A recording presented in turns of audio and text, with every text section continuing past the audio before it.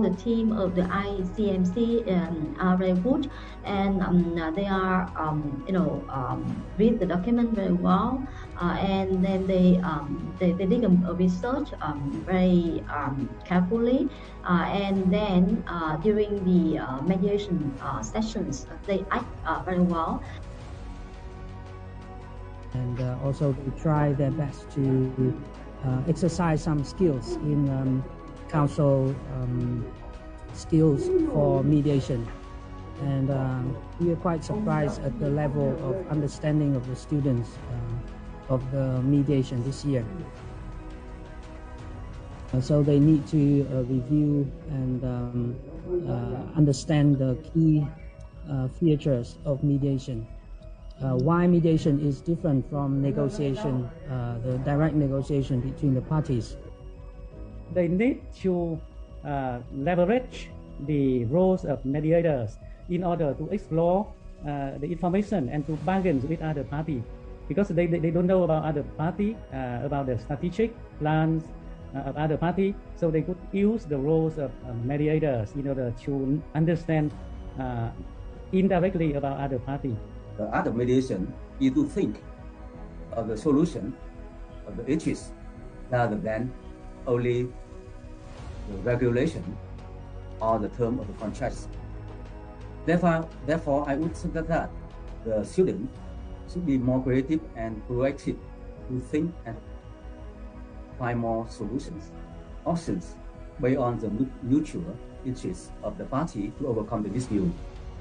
So I hope that more and more law students learn about and like mediation, to contribute their time and effort to make mediation more popular.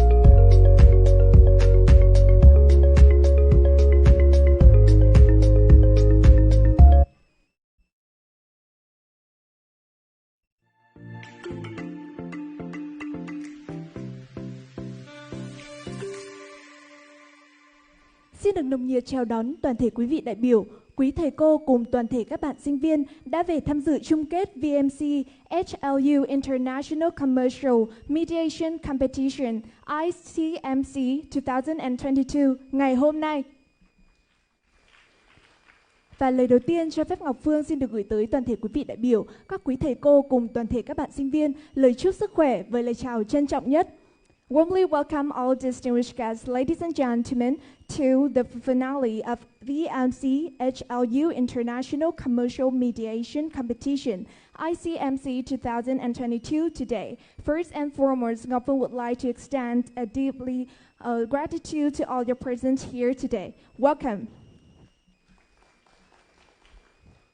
Kính thưa quý vị đại biểu, quý thầy cô cùng toàn thể các bạn sinh viên thân mến, ICMC năm 2022 là cuộc thi về hòa giải thương mại quốc tế lần đầu tiên ở Việt Nam, được tổ chức hoàn toàn bằng tiếng Anh và là một trong ít số những cuộc thi hòa giải được tổ chức trên thế giới. ICMC năm 2022 được đồng tổ chức bởi Trung tâm Hòa giải Việt Nam thuộc Trung tâm Trọng tài Quốc tế Việt Nam và Khoa Pháp Luật Thương mại Quốc tế Trường Đại học Luật Hà Nội. Qua đó tạo ra sân chơi trí tuệ dành cho các bạn sinh viên luật tài năng trên cả nước. Cuộc thi năm nay thu hút sự tham gia của 24 đội thi đến từ các cơ sở đào tạo luật hàng đầu cả nước. Trải qua các vòng thi gay cấn, hai đội thi xuất sắc nhất là THORAT và Compass đã ghi tên mình vào trận chung kết ngày hôm nay. Ladies and gentlemen, ICMC 2022 is the first international commercial mediations competition in Vietnam, co-organized by the Vietnam Mediation Center, VMC, under the Vietnam International Arbitration Center, VIACT, and the Faculty of International Trade and Business Law of Hà Nội Law University. This year, ICMC 2022 has attracted the participations of 24 teams from various universities and academies across Vietnam and figure out two best teams for the final match. They are THORAT and Compass. Và về tham dự với chương trình ngày hôm nay thì Ngọc Phương xin được trân trọng giới thiệu sự hiện diện của toàn thể quý vị đại biểu khách quý. It's our great honor to welcome distinguished guests and delegates presenting here at our event today. Xin được trân trọng giới thiệu ông Phan Hồng Nguyên, Phó Vụ trưởng Vụ Phổ biến Giáo dục Pháp luật Bộ Tư pháp. Would like to welcome Mr. Phan Hồng Nguyên, Deputy Director General of the Law Dissemination and Education Department, Ministry of Justice. Would like to welcome, xin được trân trọng giới thiệu tiến sĩ Đoàn Trung Kiên, Hiệu trưởng Trường Đại học Luật Hà Nội. Welcome Dr. Đoàn Trung Kiên, Rector of Hà Nội Law University.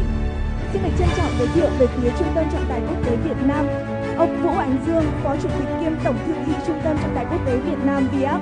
Would like to welcome Mr. Vũ Ánh Dương, Permanent Vice President, cum Secretary General of Vietnam International Arbitration Center. Xin được trân trọng giới thiệu ông Phan Trọng Đạt, quyền Giám đốc Trung tâm Hòa giải Việt Nam thuộc Trung tâm Trọng tài Quốc tế Việt Nam VIAC. Would like to welcome Mr. Phan Trọng Đạt, Acting Director of the VMC under Vietnam International Arbitration Center. Cùng với đó là sự hiện diện của các khoa chuyên môn, khoa pháp luật quốc tế, pháp luật dân sự, hành chính nhà nước, phòng tổ chức cán bộ, tạp chí trình sự, đại diện đoàn trường Đại học Luật Hà Nội. Cùng với đó là các nhà tài trợ, các chuyên gia, các thầy cô đã về tham dự trong chương trình ngày hôm nay. Một tràng vỗ tay chào đón tất cả các quý vị. Và kính thưa quý vị, mở đầu chương trình ngày hôm nay, xin được trân trọng kính mời ông Phan Hồng Nguyên, Phó Bộ trưởng Vụ Phổ biến Giáo dục Pháp luật Bộ Tư pháp sẽ lên sân khấu có đôi lời phát biểu. And right now we'd like to welcome on stage Mr. Phan Hồng Nguyên, representative from the Ministry of Justice, to deliver the opening remarks. Please welcome.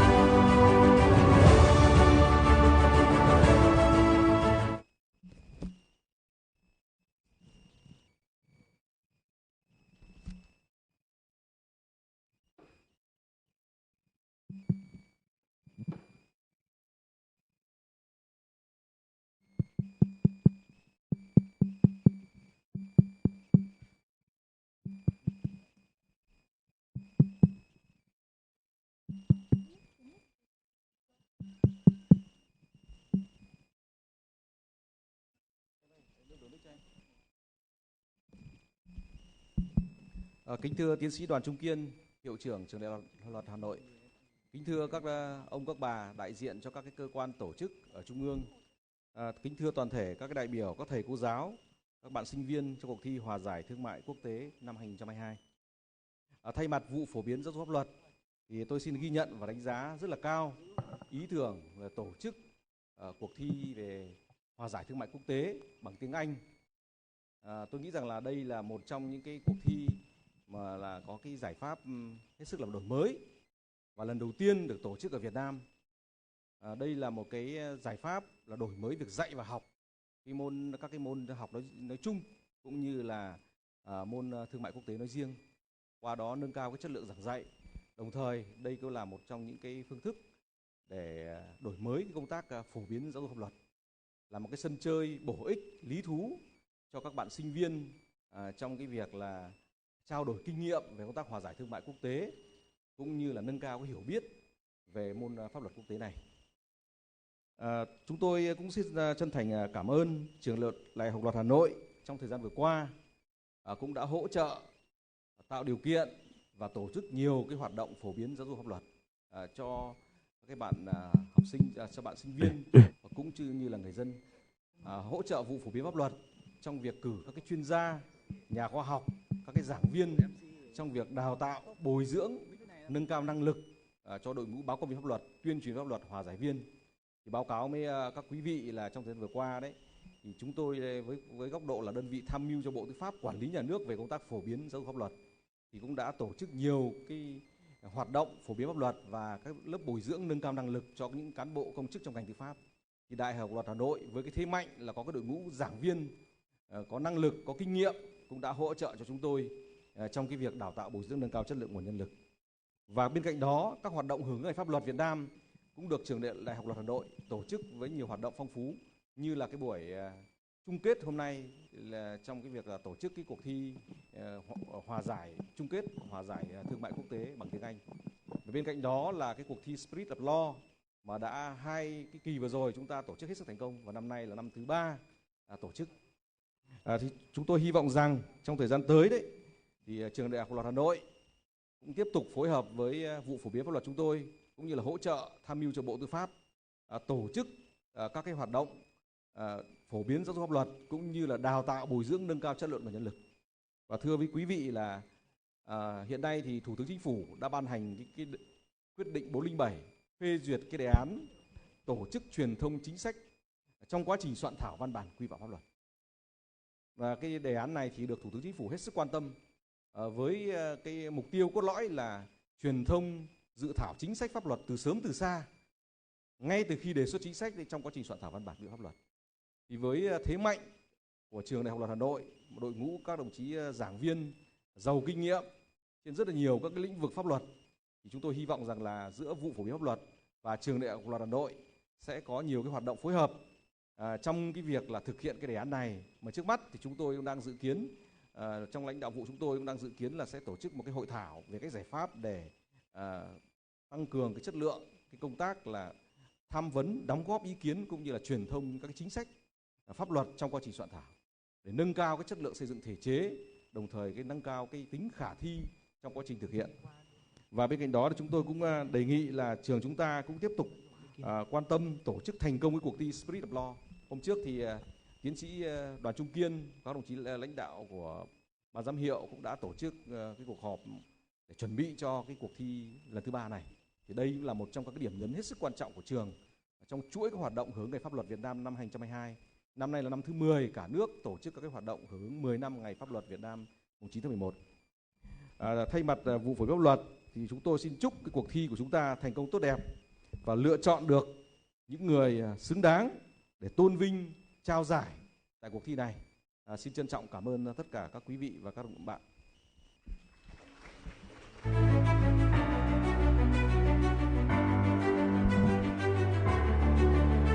Xin được trân trọng cảm ơn ông Phan Hồng Nguyên, và tiếp theo chương trình xin được trân trọng kính mời lên sân khấu ông Vũ Ánh Dương, Phó Chủ tịch kiêm Tổng thư ký Trung tâm Trọng tài Quốc tế Việt Nam sẽ có đôi lời phát biểu. I would like to welcome Mr. Vũ Ánh Dương, the Permanent Vice President and Secretary General of the to deliver the speech.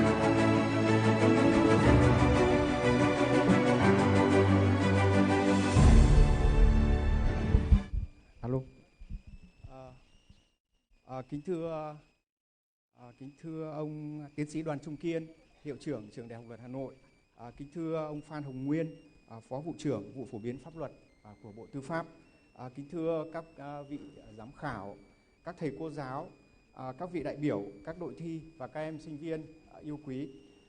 Trước tiên, thay mặt ban tổ chức cuộc thi, tôi xin gửi lời chào trân trọng nhất tới các vị khách quý, các hòa giải viên, các nhà tài trợ, các đại biểu cùng các em sinh viên tham gia cuộc thi trận chung kết của cuộc thi Hòa giải Thương mại Quốc tế ICMC 2022 do Trung tâm Hòa giải Việt Nam thuộc Trung tâm Trọng tài Quốc tế Việt Nam và Khoa Pháp luật Thương mại Quốc tế của Trường Đại học Luật Hà Nội phối hợp tổ chức ngày hôm nay. Kính thưa quý vị, Trung tâm Hòa giải Việt Nam thuộc Trung tâm Trọng tài Quốc tế Việt Nam là đơn vị đầu tiên tại Việt Nam cung cấp dịch vụ hòa giải thương mại chuyên nghiệp nhằm góp phần thúc đẩy sự phát triển của phương thức hòa giải thương mại nói riêng và ADR nói chung. Trong đó thì việc tập trung phát triển yếu tố con người và tổ chức các cái hoạt động phổ biến về hòa giải thương mại cho sinh viên luôn luôn được VMC chú trọng. Trên tinh thần đó thì Trung tâm Hòa giải Việt Nam đã phối hợp với Khoa Pháp luật Thương mại Quốc tế của Trường Đại học Luật Hà Nội và đã có những cái ấp ủ ý tưởng và lên kế hoạch tổ chức cuộc thi Hòa giải Thương mại Quốc tế để tạo ra sân chơi cho các bạn sinh viên trên phạm vi cả nước. Kéo dài trong 6 tháng với 5 vòng thi bao gồm vòng hồ sơ, cuộc thi đã trải qua những hành trình đáng nhớ với 24 đội thi gồm 102 sinh viên đến từ 11 trường đại học, học viên trên toàn quốc và với hơn 20 hoạt động chính thức và hoạt động bên lề. Xuyên suốt cuộc thi như hội thảo, tọa đàm, huấn luyện kỹ năng cho các đội thi. ICMC 2022 là dịp để các bạn sinh viên thỏa sức sáng tạo, thể hiện sự đam mê và tinh thần học hỏi đối với ADR nói chung và đối với hoạt động hòa giải thương mại nói riêng, và cũng đồng thời là nơi để các bạn sinh viên đón nhận, chia sẻ những cái thông tin, kinh nghiệm bổ ích từ các cái diễn giả, các chuyên gia, các giám khảo, và cũng là cái cơ hội để các em được kết nối, giao lưu, học hỏi lẫn nhau. Tôi tin tưởng rằng thì thông qua cái cuộc thi này các bạn sẽ tự tin và trưởng thành hơn và sẽ khơi dậy những cái niềm đam mê của bản thân đối với lĩnh vực hòa giải, một phương thức được đánh giá là có rất nhiều các cái ưu điểm và rất phù hợp với cái văn hóa và truyền thống của Việt Nam. Và được đồng hành cùng cuộc thi từ những cái ngày đầu tiên của cuộc thi thì chúng tôi rất ấn tượng về sự hiểu biết cũng như là về những cái kiến thức sâu sắc của các bạn, cũng như cái sự đam mê và cái nỗ lực không ngừng của các đội thi trong cuộc thi. Đây là những cái yếu tố góp phần tạo nên sự thành công của cuộc thi ICMC 2022. Các bạn đã mang lại cho chúng tôi một cái niềm tin vững chắc vào tương lai của thế hệ trẻ tài năng trong cái lĩnh vực hòa giải. Kính thưa quý vị đại biểu, các thầy cô giáo và các em sinh viên yêu quý, bước vào vòng chung kết cuộc thi ICMC 2022 Hôm nay sẽ là hai đội xuất sắc nhất, đó là đội Thorat đến từ Trường Đại học Luật Hà Nội và đội Compass đến từ Trường Đại học Kinh tế Quốc dân. Thay mặt Trung tâm Trọng tài Quốc tế Việt Nam, Trung tâm Hòa giải Việt Nam, chúng tôi xin trân trọng cảm ơn các thành viên ban giám khảo là những cái chuyên gia hòa giải viên có rất nhiều tâm huyết và kinh nghiệm thực tiễn, và cảm ơn sự đồng hành quý báu của các cái nhà tài trợ đã hỗ trợ trong cuộc thi ở ngày hôm nay. Chúng tôi cũng xin trân trọng cảm ơn Trường Đại học Luật Hà Nội, Khoa Pháp Luật Thương mại Quốc tế của Trường Đại học Luật Hà Nội đã phối hợp với Trung tâm Trọng tài Quốc tế Việt Nam, Trung tâm Hòa giải Việt Nam tổ chức cái cuộc thi này. Và chúng tôi mong rằng giữa hai đơn vị sẽ tiếp tục có nhiều những cái hoạt động hợp tác thiết thực và bổ ích hơn để tạo ra những cái sân chơi, những cái diễn đàn bổ ích hơn cho các em sinh viên. Ladies and gentlemen, please allow me to say a few words in English for our special guest today. You know, among others, one of important components that helped us to achieve the success of our competition today is our judges. I would like to convey my sincere thanks to all the judges and special thanks to Mr. Tat Lim, who has, despite his schedule, tight schedule, arranged the time travel from Singapore to Vietnam just with us today. Thank you for the kind support, and we are very much look forward for your continuous support to our activity for the development of mediation in Vietnam. Và cuối cùng thì tôi xin trân trọng cảm ơn và chúc tất cả các đội thi tham gia cuộc thi năm nay, các bạn đã nỗ lực và đã vượt qua được rất là nhiều thách thức để đạt được cái kết quả như ngày hôm nay. Dù cho giải thưởng của các bạn nhận được là gì thì các bạn cũng đã làm được rất tốt và có quyền tự hào về bản thân mình. Và một lần nữa chúng tôi xin chúc tất cả các đội thi sẽ đạt được kết quả tốt nhất trong cuộc thi ngày hôm nay. Xin trân trọng cảm ơn.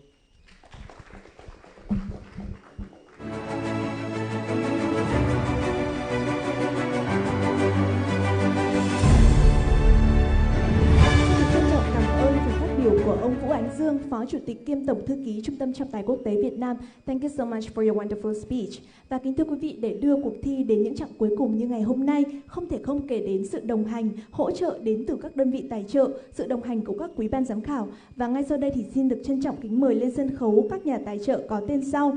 Xin được trân trọng giới thiệu ông Tat Lim, đại diện của nhà tài trợ kim cương Aequitas Law LLP. And right now we'd like to welcome on stage Mr. Tat Lim, diamond sponsor, founding lawyers of Aequitas Law LLP, to come upon the stage to receive the flower from the organizing committee. Xin được trân trọng giới thiệu ông Đặng Việt Anh, đại diện nhà tài trợ vàng, công ty luật Anh Isa. Would like to welcome Mr. Đặng Việt Anh from Anh Isa Law Firm to come upon the stage.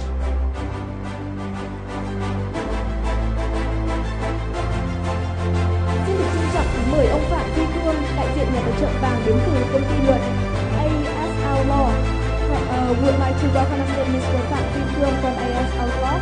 Xin được trân trọng giới thiệu ông Nguyễn Trung Nam, đại diện nhà tài trợ vàng công ty CSP Legal. Would like to welcome Mr. Nguyễn Trung Nam from CSP Legal.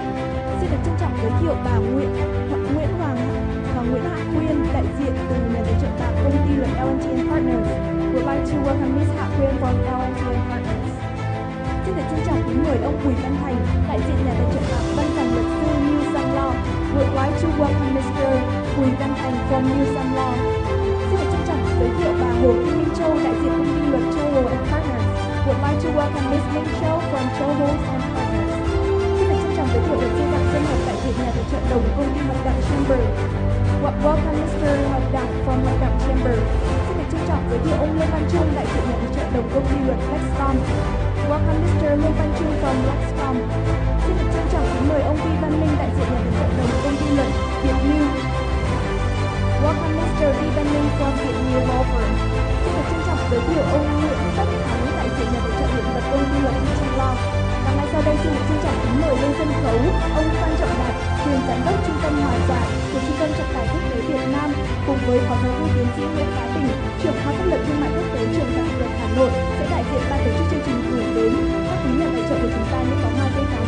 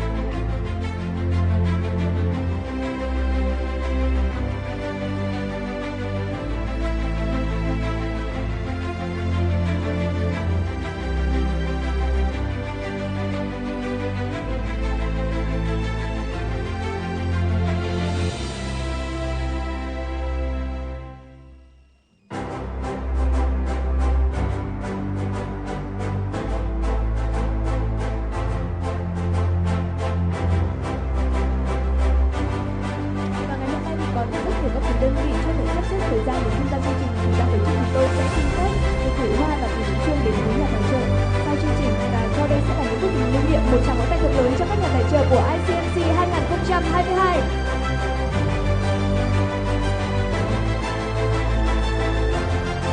Một lần nữa xin được trân trọng cảm ơn các quý nhà tài trợ. Xin được trân trọng cảm ơn ông Phan Trọng Đạt và phó giáo sư tiến sĩ Nguyễn Bá Bình.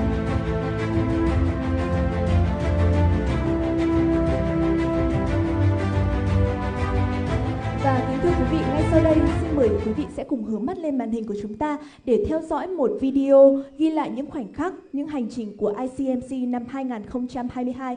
And right now we'd like to invite our distinguished guests, ladies and gentlemen, to look at the screen to have an overview about ICMC 2022. Please welcome.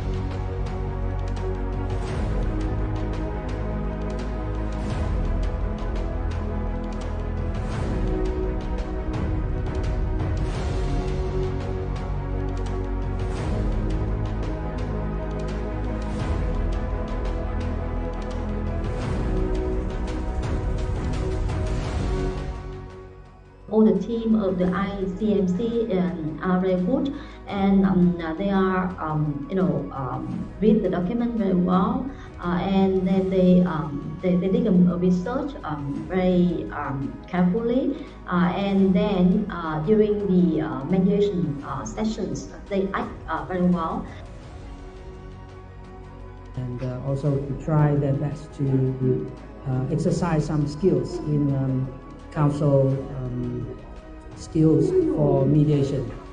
And we are quite surprised at the level of understanding of the students of the mediation this year. So they need to review and understand the key features of mediation. Why mediation is different from negotiation, the direct negotiation between the parties. They need to leverage the roles of mediators in order to explore the information and to bargain with other party, because they don't know about other party, about the strategic plans of other party, so they could use the roles of mediators in order to understand indirectly about other party. The art of mediation is to think of the solution of the issues rather than only the regulation or the term of the contracts. Therefore, I would say that the student should be more creative and proactive to think and find more solutions, options based on the mutual interests of the party to overcome the dispute. So I hope that more and more law students learn about and like mediation, to contribute their time and effort to make mediation more popular.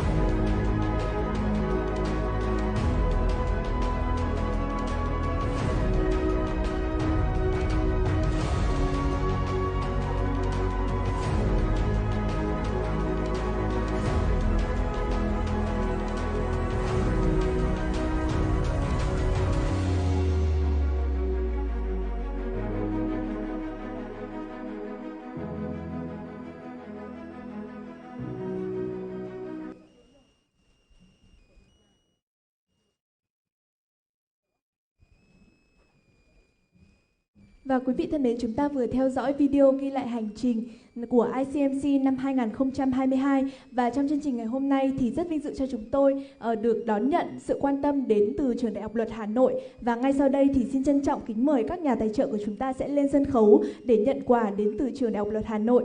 And right now we'd like to welcome all the sponsors to go back to the stage to receive the gifts from the Hà Nội Law University.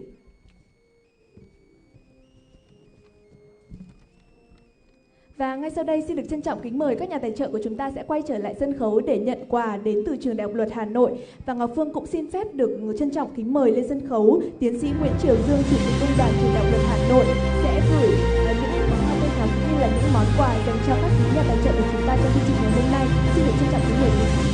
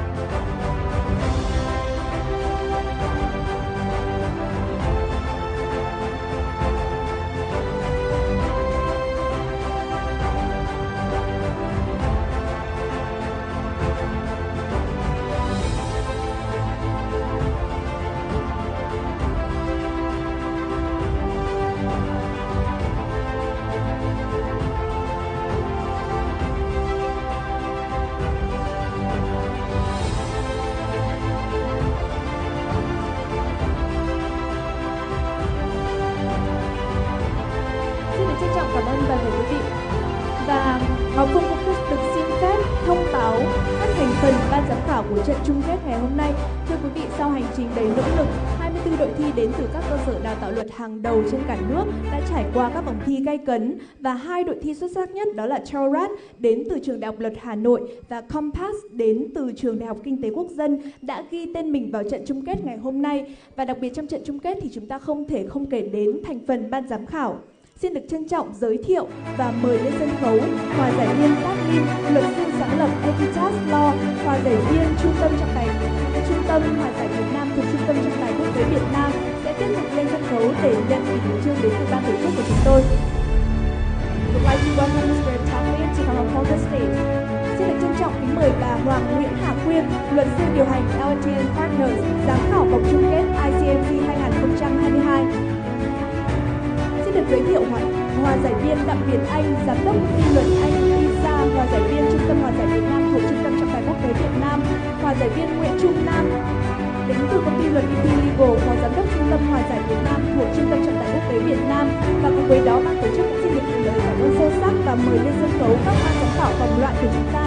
Xin được trân trọng kính mời bà Phạm Thị Thanh Huyền, chuyên gia của tổ chức tài chính quốc tế IFC, Hòa giải viên thuộc Trung tâm Hòa giải Việt Nam thuộc Trung tâm Trọng tài Quốc tế Việt Nam, Phó giáo sư tiến sĩ Trần Văn Nam, trưởng khoa luật Trường Đại học Kinh tế Quốc dân, Hòa giải viên Trung tâm Hòa giải Việt Nam thuộc Trung tâm Trọng tài Quốc tế Việt Nam, luật sư Dương Quốc Thủy, luật sư điều hành công ty luật ALV Lawyers, Hòa giải viên thuộc Trung tâm Hòa giải Việt Nam. Xin được trân trọng giới thiệu lên sân khấu luật sư Đinh Quang Thuận, luật sư thành viên công ty luật GV Lawyers. Và ngay sau đây xin được trân trọng kính mời lên sân khấu ông Vũ Ánh Dương, Phó Chủ tịch kiêm Tổng thư ký Trung tâm Trọng tài Quốc tế Việt Nam sẽ lên trao hoa thay lời tri ân gửi đến ban giám khảo của vòng chung kết ICMC năm 2022 cũng như các ban giám khảo của vòng loại ICMC năm 2022.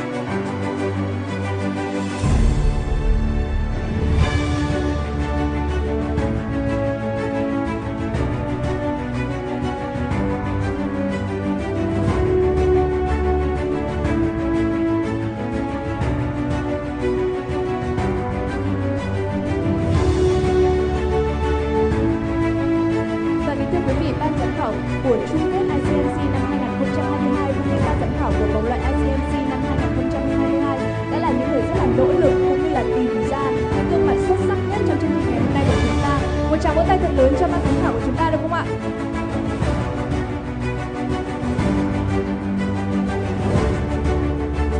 Và ngay sau đây, Ngọc Phương cũng xin được trân trọng kính mời anh chị sẽ nán lại sân khấu. I would like to invite all of you to remain on stage to receive the gifts from the Hà Nội Law University. Và ngay bây giờ thì Ngọc Phương xin được trân trọng kính mời phó giáo sư tiến sĩ Nguyễn Bá Bình sẽ đại diện trường Đại Luật Hà Nội có những món quà lưu niệm gửi đến ban giám khảo của chúng ta. I would like to invite Associate Professor Nguyễn Bá Bình, representative from Hà Nội Law University, to present the gifts to our judges.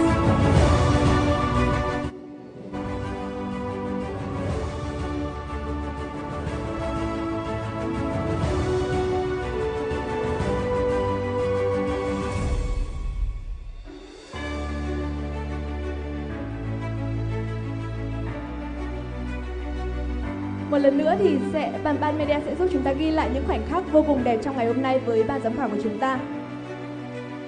Xin được trân trọng cảm ơn toàn thể quý vị, trân trọng cảm ơn phó giáo sư tiến sĩ Nguyễn Bá Bình. Thank you so much.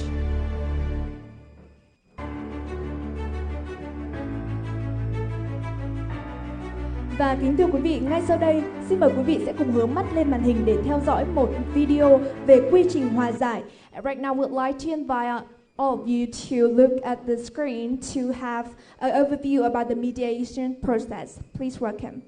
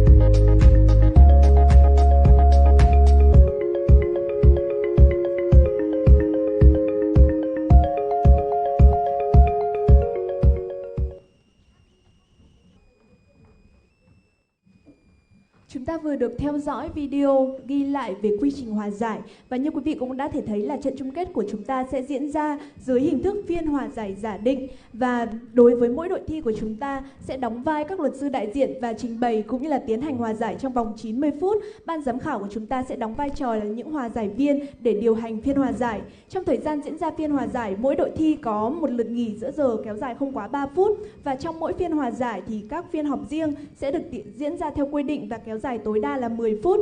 Sau đó thì ban giám khảo của chúng tôi sẽ tiến hành chấm điểm phần trình bày của cả hai bên khi 90 phút đã kết thúc, đồng thời sẽ đưa ra những nhận xét đánh giá từ ban giám khảo trong vòng 15 phút. The final match shall be conducted as mediation sections and the two teams shall act as counsel and present mediation in 90 minutes. The judges shall act as mediator to moderate the mediation sessions and our judges shall have 15 minutes to score the presentation of the two teams, and after the periods of 15 minutes, the judges shall give comments to our two teams. Và quý vị thân mến, phần thi trong trận chung kết ngày hôm nay, ngay sau đây, Ngọc Phương xin được phép mời lên sân khấu đội thi THOA đến từ Trường Đại học Luật Hà Nội. Would like to welcome on stage the THOA from Hà Nội Law University. Xin được trân trọng kính mời lên sân khấu đội thi Compass đến từ Trường Đại học Kinh tế Quốc dân. Welcome Compass team from National Economics University.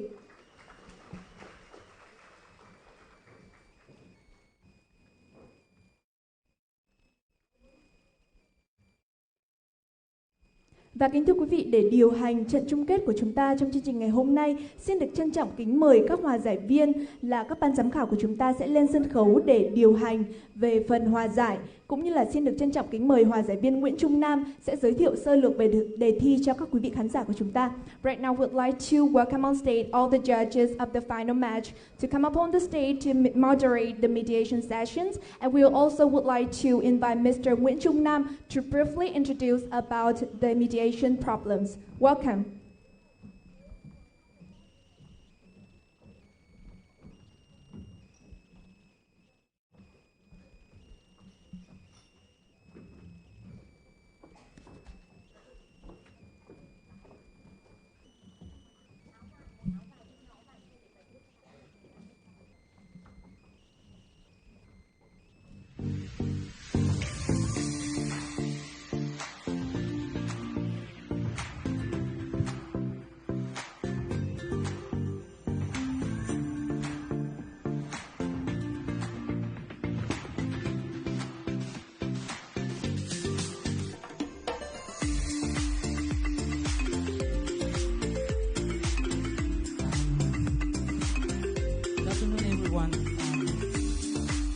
Today to share with you the move case. It's not actually a case. I wrote this as a very interesting, normal situation of commerce and trade.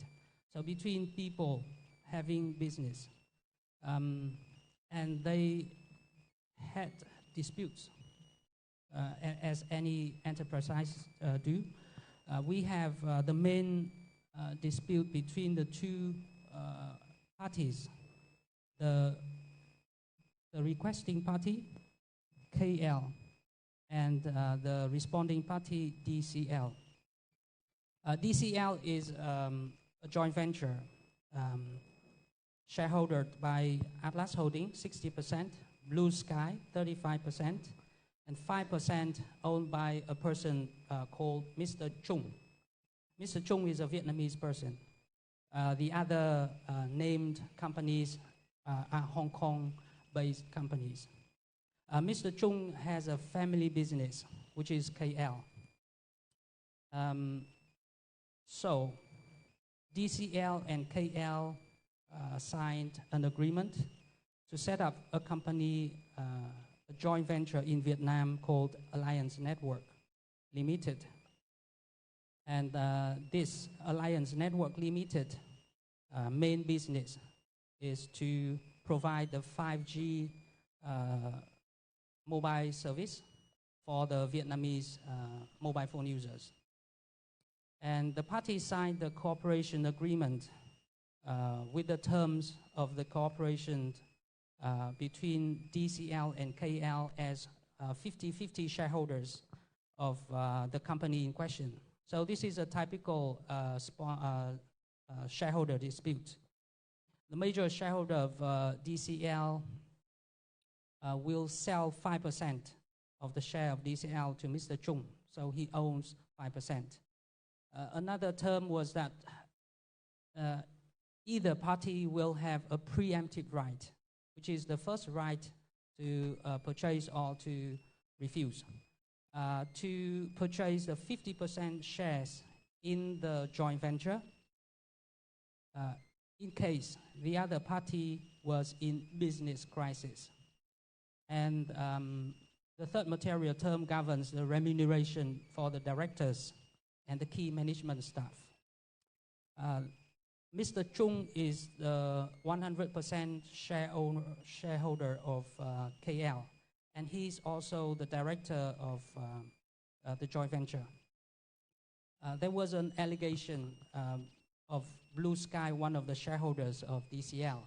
You can see on the screen that Atlas Holdings shareholders unfairly prejudiced their interests by paying dividend in cash only to Atlas and did not pay the others.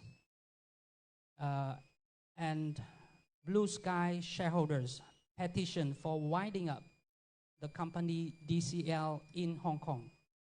And the court appointed a liquidator to take over the operation of DCL. Apart from protecting the asset of DCL, the company cannot carry out any other business. Having this information, KL sought to enforce the cooperation agreement. KL owned by Mr. Chung, as you can see, and it declared that DCL was in business crisis. KL should have the right to purchase the 50% shareholding in the joint venture Alliance Network. However, both Atlas Holding, the company owned 60% of DCL, and the liquidator did not agree that DCL was in a business crisis, as it was still solvent. However, they agreed to sell the 50% shares of the company for anyone who could offer the highest bid. And without prejudice to their legal rights, KL placed a bid for $170 million.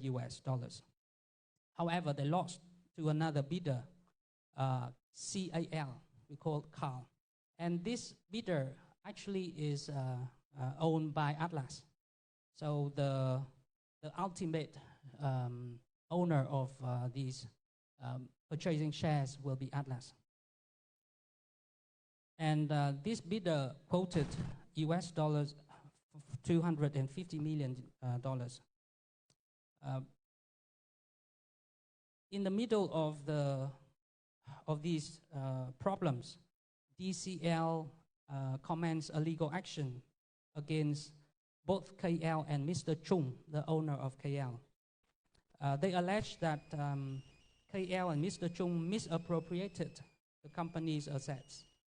And in particular, they said Mr. Chung has misappropriated the assets in renting out the main asset of the company, the Alliance Tower, for a very low rental rate.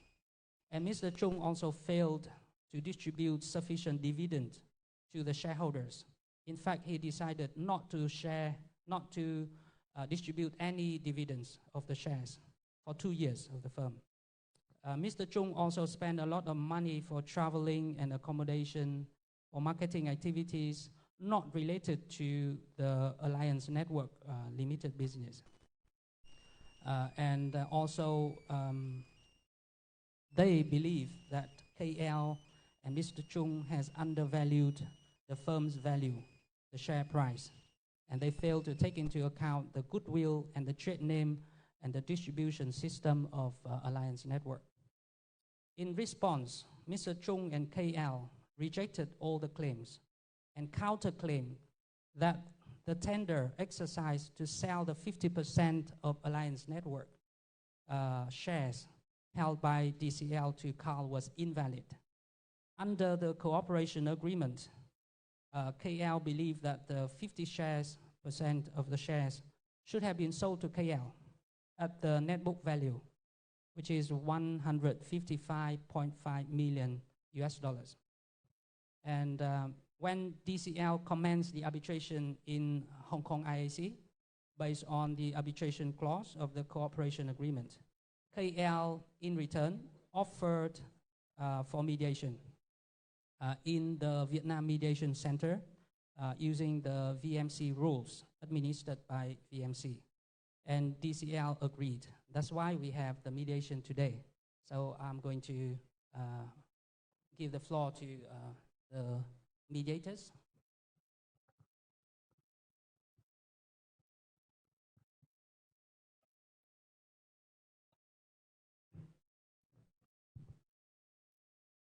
So, well, welcome everyone. We meet again. First of all, I want to congratulate you for coming to the finals, and the judges are all very eager to see your performance at the finals of this year's competition. So we start with the mediation, and now my co-mediators and I will go into our mediation role. Okay, so now we function as mediators. So good afternoon, everyone. We are very pleased to be your co-mediators today. First of all, before we get started, I want to explain a few things about the mediation that we are participating today. As you know, mediation is a process where we as mediators are not acting as judges, neither are we acting as arbitrators. Our role as mediators is to help facilitate your discussion and your dialogue, so that as you discuss, you will discuss and hear each other's underlying interests.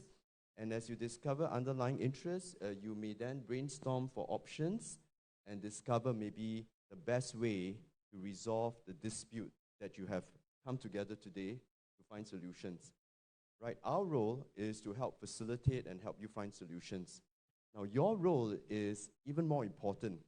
Right? As counsel and co-counsel, your role is to come here and listen very intently to what the other side has to say, maybe to learn new things. Right? And as you learn more information, we encourage you to think hard about how to land in a win-win solution. Right? And that's what we're here to do, for both sides to find solutions that meets your interests, so that we can have a settlement and both parties and both your companies will be satisfied with the outcome without having to continue with the arbitration. A few things about the mediation that we are providing for you today. First of all, everything that you say will be confidential, which means that it cannot be repeated outside today without each other's permission. Secondly, whatever you decide to share with the other side today is also on a without prejudice basis. Without prejudice means that you can say something today and it may be against your pleaded case in your arbitration, but nobody can hold you accountable to what you say today if there's no settlement. Okay? So the principles of confidentiality and without prejudice privilege is important. Now, along the way, it may be that the mediators will hold a session like this jointly with everyone, or we may have to hold sessions privately with each party. If we go into a private caucus, we will also hear what you say on a confidential basis, and the judges, the mediators, will not share the information with the other party without that party's express consent. Okay? So let me ask you, first of all, do you have consent or approval, the mandate, the authority to negotiate and settle the case if we reach that point? Maybe I ask requesting party to confirm first of all. Yes, so I hear yes. Without the mic is fine. So maybe responding party? Yes, we have been Thank you. allowed before. So both parties have the authority to both negotiate and to settle. That's very good to hear.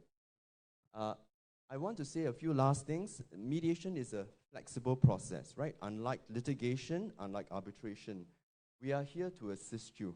The process will start like this as we listen to you, and after I finish speaking, and if my co-mediators have something to say, they'll weigh in, but if not, then I'll invite both sides to give a short account of why we are here and what you hope to accomplish today, right? After you've done that, both sides, we may ask questions, but if not, then we will invite both sides to engage in joint agenda planning. We will invite you to tell us what are the topics, what are the lists of issues that you believe we must discuss today, right? And after we've done that, we will jointly explore all these issues together. At any point in time when we are in joint exploration, if you think it's useful or you want to speak to the mediators together without the other side because you feel that there's information you want to share with us privately, please tell us, and then we will have a private session. Likewise, if the judges, the mediators feel that there's a need to speak to you privately, we will also do so. Okay? Apart from that, I don't have anything more to say except that as a matter of a ground rule, moving forward, we would ask that each side respects each other's rights to speak and not interrupt. If you find that there's something you want to say in response, please write it down and the mediators will be sure to give you enough time to express yourself. Right now, I've said what I wanted to say, but I'm sure maybe my co-mediators may have other things to add. So I turn to the co-mediators and please feel free to add any other things you want to say. Is that okay? Just one more point that I would like to confirm again, that during the section, if any time you need a private caucus, you just let the mediators know so that we can have a private caucus with any of the team, with any of the party. Yeah, that's all. Thank you. Thank you. So on that note, it is usual for mediation to ask the requesting party to start first, if it's okay with the responding party. Yes? They're nodding. Very good. So maybe I ask the requesting party to start by telling us a bit about the case and why we're here. What's your objective?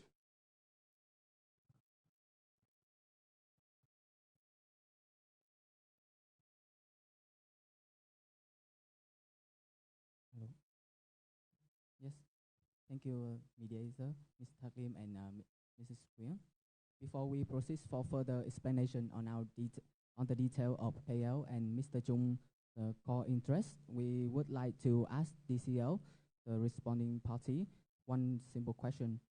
So after the share purchase between CAL and DCL, we assume that CAL will replace DCL's position in and continue the business operation with KL in the alliance network.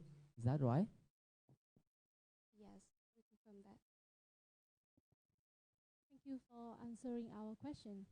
So we'll talk about our core interest and why we are here today. First of all, we require a solution from DCL towards their violation of the share purchase clause. We should have had the preemptive right to purchase the share to DCL. However, we lost it to another party.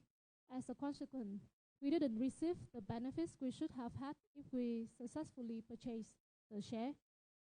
Second, we are ready to discuss more about the dividend share since DCL did not agree with Mr. Chung this decision to hold the dividend for 2 years. And third, and also the final one, is we wish to settle an agreement on KL and DCL's future business cooperation. Thank you.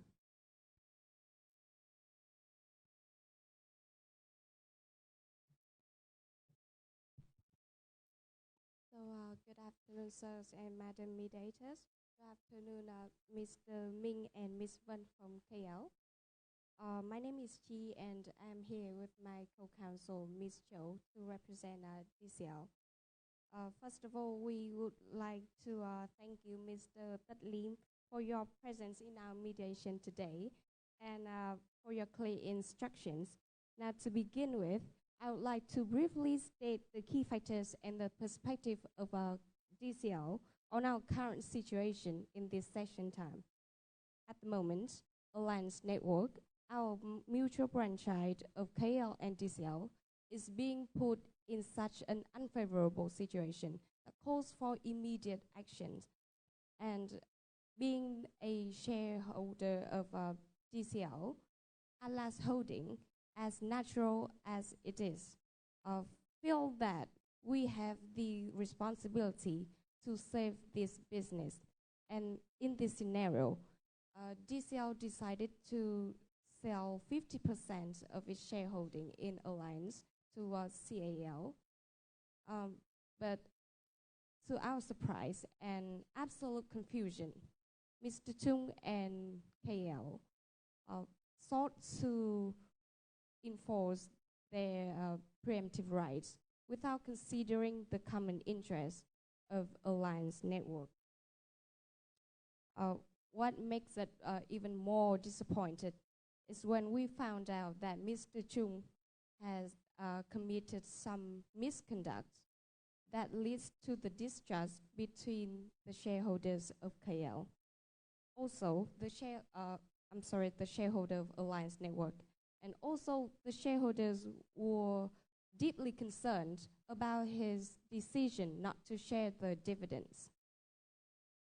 So all of these came as a hit to DCL, and Mr. Ming and Ms. Vân, we want you to understand that from our side, we were put in such a dilemma that we felt that there were no other choices but to commence the arbitration proceedings to protect our legitimate rights. However, all of us coming here today, being future-focused and with our very good will, I believe that we all hope to find a common voice to amend this situation and to repair the relationship between us. Now, I will yield the floor to my co-counsel, Ms. Cho, to shed light to some underlying issues in this matter. Thank you, Ms. Chi. My name is Cho, and as the external counsel of DCL, I wouldn't be doing my job today if I don't fully address all of the legal considerations as well as other matters that DCL is concerning and facing at the moment. Thus, in this mediation session, our client would like to bring 4 underlying issues to the table, and we're more than willing to listen and discuss to find the best way to reach our mutual interest. Please may I kindly request that Sir Mediator to take some notes of our proposed agenda as well as ask for the other side's consensus on this. So, our agenda would include 4 underlying issues. The first is that DCL would like to bring to the table the issue of allegations of Mr. Chung's internal affairs during the operation of Alliance Network Company. As far as we're concerned, Mr. Chung had committed some misconduct, or as I say, he has made some questionable decisions which concerned the shareholders and created tremendous reputational damage to Mr. Chung himself and causing the distrust among the stakeholders of Alliance Network. Therefore, we are seeking transparency in Mr. Chung's expenditure and Alliance Network's finance situation in general to restore the mutual trust among each other. Second, concerning that your client and our client are all business partners, we do want to discuss the future development prospects of Alliance Network Company in a way that is beneficial for both our interests. Thirdly, DCL feels the need to touch on the matter of dividend sharing to ensure the rights of the firm's shareholders. And in particular, we want to discuss the mechanism for annual sharing of dividends of Alliance Network Company. And lastly, the fourth problem that we would like to discuss further is the matter concerning the tendering exercise of us to sell 50% of Alliance Network's company, which is held by DCL. And particularly, our client would want to make it clear that we have the full right to sell our shares under the form of the tender, and we did not violate any of Mr. Chung's preemptive right. And in this scenario, we would also like to understand Mr. Chung's perspective and willing to hear his difficulty and hopefully find a way to help him overcome it. And I can say, coming to this mediation today, we all hope for the best to reach the mutual agreement at the end. And it is such heartening that we choose mediation to save costs, save time, as well as save our relationship. Thank you, mediators and KL's counsels. So thank you both sides for giving a very detailed and useful opening statements. It's been very helpful to the mediators to understand your perception of the issues that you're bringing before the mediation. I'm also heartened to hear both sides expressing your desire to try and find outcomes that are collaborative in nature and helps to provide a win-win solution during the course of mediation. We are now moving into a stage of agenda setting. And in this stage, I'm going to invite both sides to express and maybe share with the mediators what exactly are the issues, the topics, and some of that you've already brought up during your opening statement that you think we should discuss during the mediation today. So I'm going to start by maybe latching on to something which the responding team has mentioned. In particular, they've mentioned 4 issues that they say they want to table for discussion today. The first, as I understand, is they want to talk about Mr. Chung's decisions and conduct. That's one thing that you said. The second topic that they've talked about that they want to discuss in mediation is the future development prospect of Alliance. The third relates to dividend sharing. I think they mentioned that they want to discuss the mechanism, the past, and then also looking at what sort of mechanism would be appropriate and fair into the future. And finally, they want to discuss the tendering exercise in relation to the sale of the 50% of Alliance shares held by DCL. So you're nodding, so I assume I've got the 4 issues correctly. Maybe I ask the requesting team and invite them to tell the mediators whether or not there are any other issues that you would like to also put in the agenda list.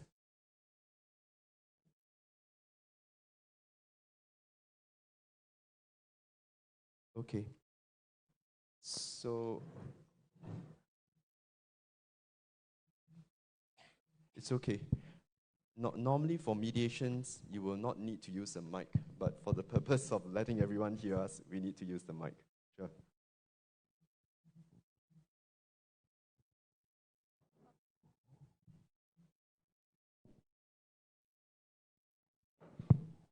We do not have anything more interest to add on. Thank you, Mr. Ven. If you do have any issues, and I say this to both the requesting and responding teams, as you know, we've done mediations before. You can always let the mediators know, and we will add those lists of items to the agenda items. The agenda is not cast in stone, but is tailored to ensure that we deal with all your concerns and needs in the mediation. So if those are the initial 4 items that we need to discuss, let's place those 4 items as our agenda. And maybe we can get started on the discussion. Now, there is no hard and fast rule on which items we should start first. Neither is there any sense that the first item will be the most important. So unless both sides express any particular preference, we can start maybe with the first item that's been mentioned, which are the issues relating to Mr. Chung's conduct and decision. Now, before I let you have the floor, I want to invite you to consider, as you're discussing, that while we're looking back maybe at history that has brought you all here, mediation is all about finding solutions into the future, right? So as we look into the history, it's good for you to get some clarity on the concerns you have, but always bear in mind that we're here to look to the future, to find solutions for the future. Okay, so on that note, who would like to start first talking about Mr. Chung's conduct as well as the decisions that is made? I'm assuming maybe the responding team may want to get started, so I yield the floor to you. Okay. Thank you. So first of all, for this issue, we would like to discuss the spending of Mr. Chung on his traveling and accommodations, because recently we heard some allegations regarding his misspending. So first of all, we want to have some clarification. We want to ask if there is a reason behind this action of Mr. Chung. Thank you. Yes, I'm the in-house counsel who's representing KL and also Mr. Chung. So I will explain about your claim about Mr. Chung's expenditure. First of all, you claim that Mr. Chung has used an expenditure of 150,000 USD. We cannot agree with your claim. The number of $150,000 for unreasonable costs is wrong. Mr. Chung's cost of traveling, accommodation, or marketing activities are for business purpose, such as meeting partner, hiring accommodation for partners. On the other hand, we really want to receive a proof from DCL under a report because you claim that Mr. Chung used $150,000, but without Mr. Chung confirm or examination.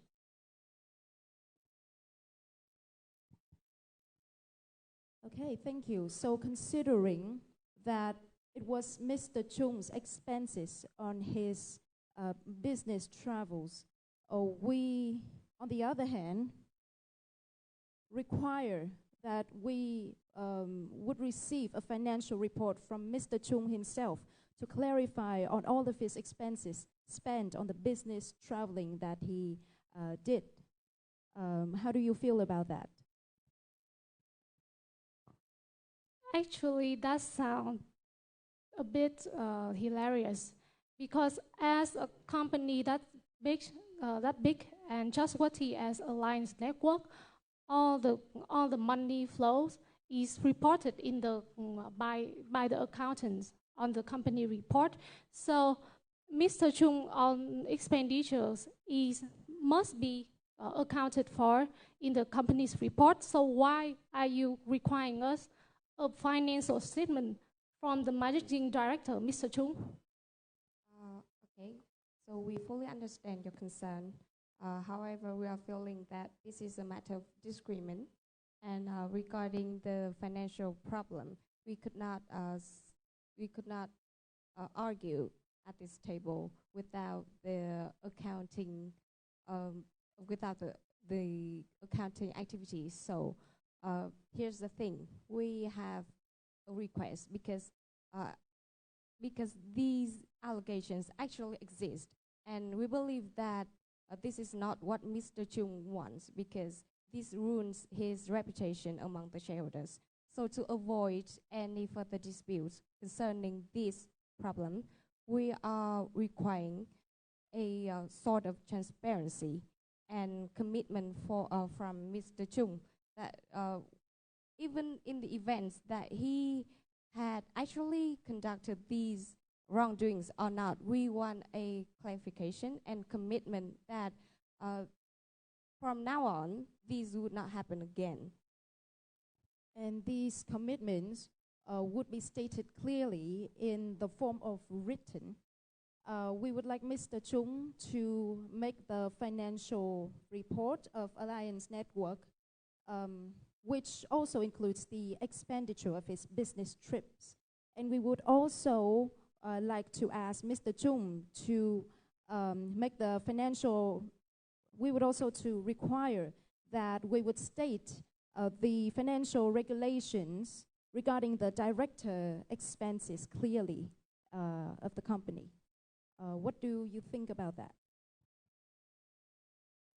So regarding your requirement, we also want to say that Mr. Chung never want this claim to happen, and he also want to clarify about the expenditures. As we said before, Mr. Chung used the expenditure for business matters, and we, however, we received the claim without the previous examination. So we would like to arrange that there would be an accountant and also Mr. Chung comparison on his cost of traveling, so that we can settle down a financial report clearly and also transparency.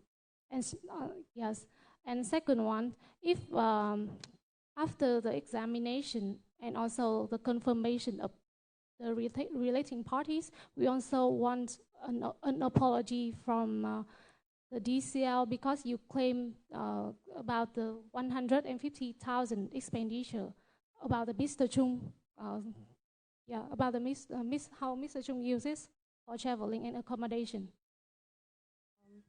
It's so glad to hear that we are on the same page of the transparency problem. So regarding this problem, we agree with the request that we will immediately have the accountant involved.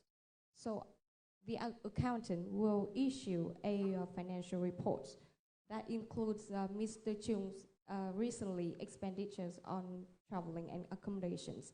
And after this issue of the reports, if there were indeed the wrongdoings from Mr. Chung, we would also require that he made an official apology among the shareholders, and also made the commitment not to let this happen again.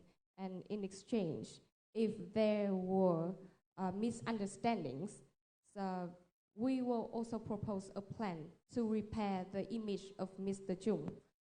We suggest that we can publish a press release on Alliance Network's website to clarify on these matters and to restore the image of Mr. Chung.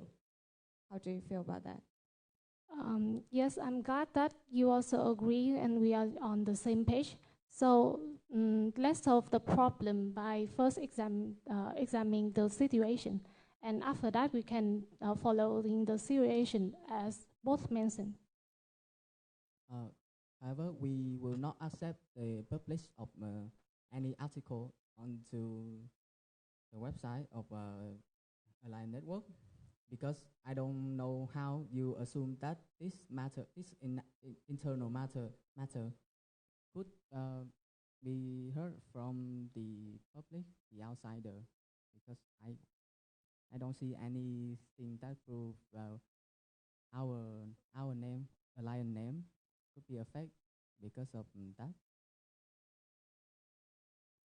We understand that. The reason why we offered this is because we also wanted to repair the image and the full reputation of Mr. Chung, because he's also the director of Alliance Network Company.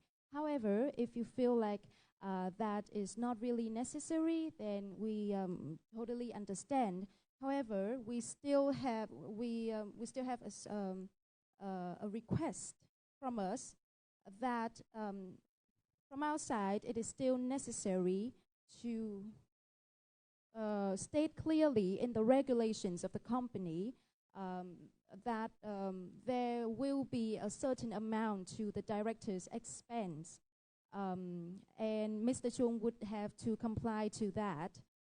This is just to, in case in the future, we want to prevent anything that could ever happen like that. Do you agree with that? Can you state the specific amount? Okay, so this is, we think that this is the matter that needs to bring to the table of the Board of Directors meeting. However, what we require here is that there is a regulation on the spending of actually not only Mr. Chung, but also the key management positions of Alliance Network, because I believe that also from your side, you don't want these allegations to ever come up again or happening among the shareholders. I understand your request, and we agree that it would be better if we have a clear regulations for the key management roles, but this needs to be inside the business and not to the public, as you said before on the website.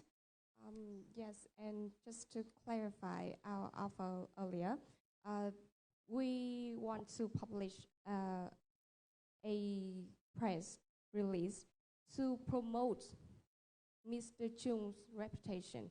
We will, in this article, we will not mention that he was alleged of the wrongdoings, but we just want to promote his image, because So what I understand was that when the responding team talks about the proposing that article to be published, they are talking about a situation where it's discovered that there's no wrongdoing. And so the idea of the publication, as they, in their own words, is to repair and restore Mr. Chung's image. That's what I heard from them.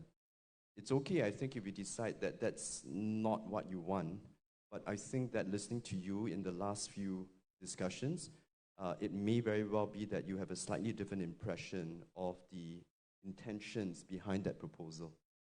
So I just thought I should clarify this is my understanding, and maybe if that's the understanding which they are agreeing, do you want to reconsider? If not, we can sort of move on to summarize where we are right now. I want to say the last thing about this problem, because I think that we can almost settle an agreement on the problem. So I understand about your publication. However, before the article was published on the website, please give it to Mr. Chung and also his secretary so that they can review the article. Okay, we agree with that request. Yes, thank you. So, Mr. Mediator, we think that our problem about the expenditures is come to agreement. Well, it may seem that way, but I'm not going to let both sides go until I ask one of you to summarize where you think the points of agreement are as regards the first issue. Either side may want to take the opportunity to summarize what are the terms that you think both sides have agreed for the first issue. So about this first issue, we just came to an agreement to have the accounting person to be involved in this, and that person would check the validity of the allegation in which Mr. Chung was alleged of exceeding the of using the company's expense on his own needs. So after the accounting process, if the wrongdoings, the allegations were right, Mr. Chung would need to have an official apology, and also he would also need to make a commitment in the company that these wrongdoings would not happen again. But if after the accounting, the allegations were wrong and there were misunderstanding, then DCL would have the official apology to Mr. Chung, and we would also public a press that would be censored, that would be checked first by Mr. Chung and his secretary to repair the image and reputation of him. And also we agreed that it will be stated in the company's regulations about the key management positions expenses in the company. Requesting team? I think that the responding team, DCL, has already mentioned all the points. Okay, so the requesting team agrees with all the terms, and you accept that those are the terms that settles the first issue. Yes? Yes. For the responding team, those are the terms? Yes. Okay, so again, before I let you all go that those are the terms, I think it would still be useful, maybe at another session between your co-counsel, to discuss the granularity of some of these issues. Again, when I say granularity, I mean, for example, what shape and form would the apology look like? Is it in writing, is it verbal, and what are the wordings? Because sometimes that can take a lot of time to agree. But I'm happy, I think we as mediators are happy that at least you have arrived at an in-principle agreement of issue 1. Right, and if both of you are happy that those are the in-principle terms, we are equally happy for you to move on to the next issue. Is that okay? All right, so maybe I invite one of you to speak about the second issue, unless my co-mediators have anything. No? Second issue? Yes, about the second issue concerning Mr. Chung's alleged misconduct. Recently, we found out that he was renting out major parts of Alliance Tower at a very low price. So first of all, we are seeking for clarification from your side, that we want to ask if that renting out brought any benefits to Alliance Network. Yes. Okay. So at this moment, Alliance Network properties were these Alliance Towers, and we have used 2 of it for our operation only, and 10th floor of the Alliance Tower we have rented it for a private bank, and this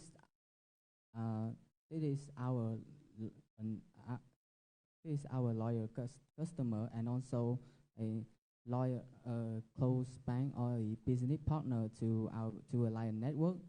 We are the private bank and Alliance Network are each other's customer. They can have a nice place with a reasonable payment, while we will have a funding stream for our investment. And the rest of the Alliance Tower was for other small business. And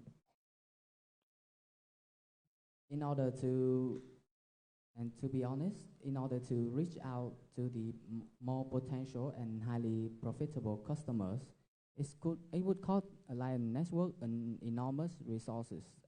As a person who has had the strength and focus on the phone service business for years, it may trouble Mr. Chung a bit when it's come to the real estate field. To solve this, and we also understand that DCL had claimed Mr. Chung rented out the Alliance Tower with the price under the market value. So, but I understand that the market value is based on the target customers, and therefore Mr. Chung consider the current price is appropriate with the small business that renting now on our property.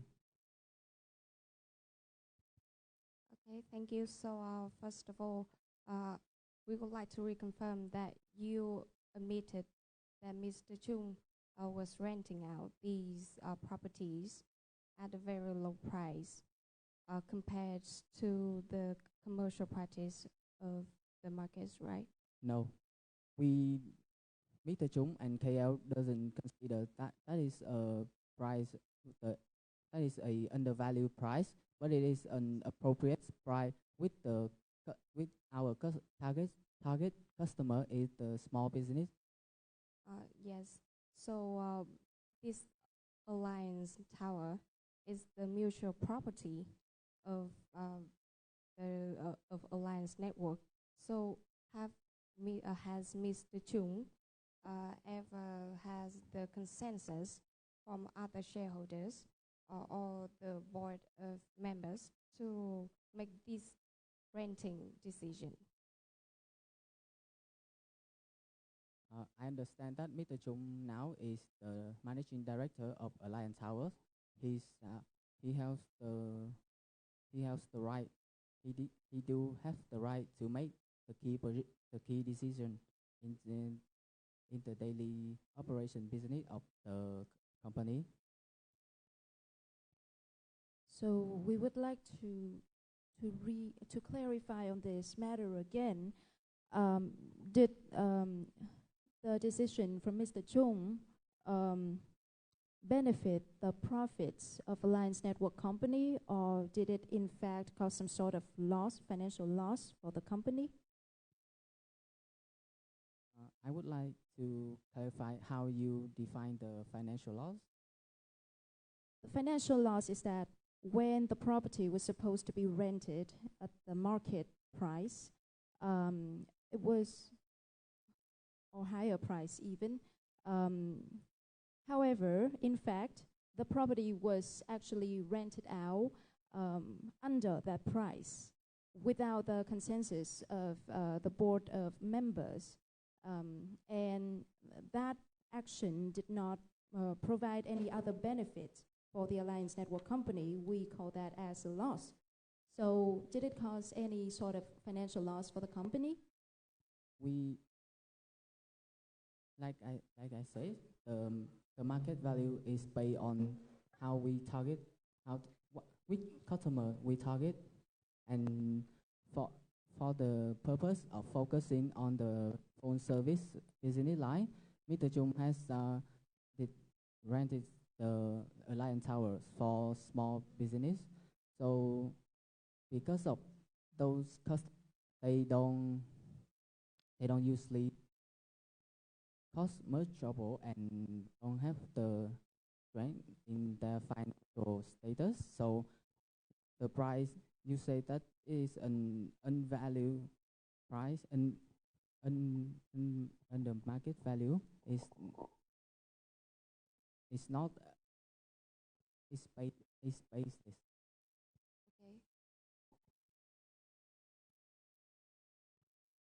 We understand the mediators now understand that both sides have discussions on the issue on the price of the rental, which is quite now it seems like both sides are discussing is quite long.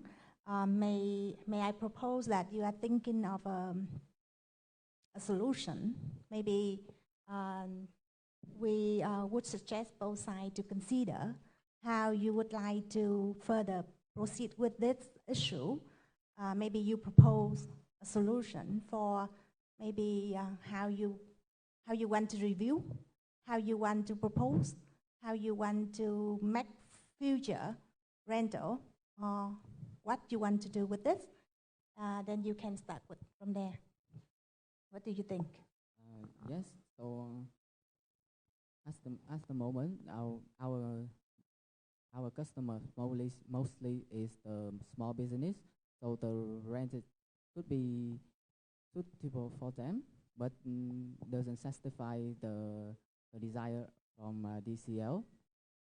So if DCL really want to maximize the profit from Alliance Tower, maybe DCL could propose a plan for developing this property. Okay, so first of all, thank you, Madam Mediator, for helping us to overcome this problem.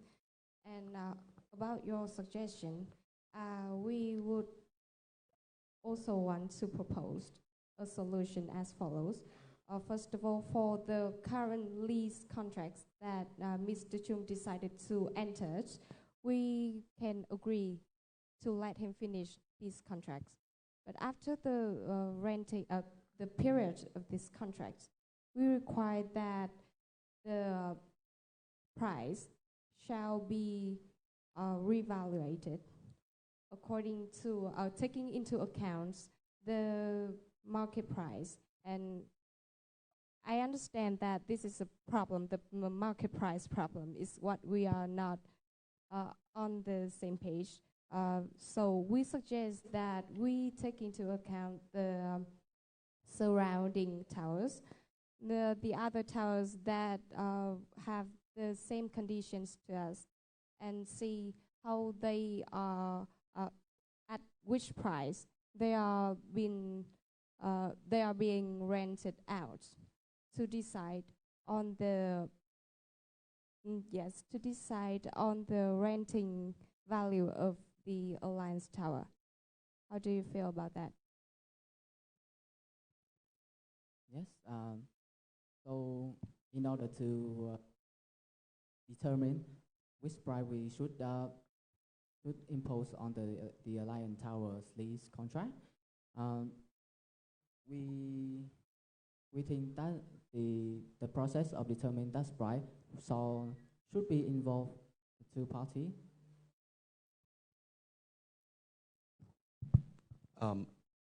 What I think is useful to observe is that for both sides, you are actually looking at what would be a fair and reasonable price. The earlier concerns that are raised by the responding team is that they are concerned that the prices or the rental that Mr. Chung has decided for the rentals may, in their view, be less than ideal. Whereas I think for the requesting team, you've explained that in your perception, what Mr. Chung's decisions have been really are fair. And so I'm glad to hear, I think what both parties have agreed to do is to use some objective criteria to determine what might be considered to be fair or not fair moving into the future. Right. But I'm also hearing, if that's the consensus you have, that the responding team earlier mentioned an issue relating to the decisions made by Mr. Chung without the consensus of the board. And I suppose that can be addressed if you say that there is going to be some mechanism in which you will then decide on the rental values, right? And if parties agree to this, then that can form the basis on which the board will decide in future. Am I understanding your agreement, broadly speaking? Yes, thank you, Mr. Tat Lim. But we also have one more condition, is that if the rental value affect our,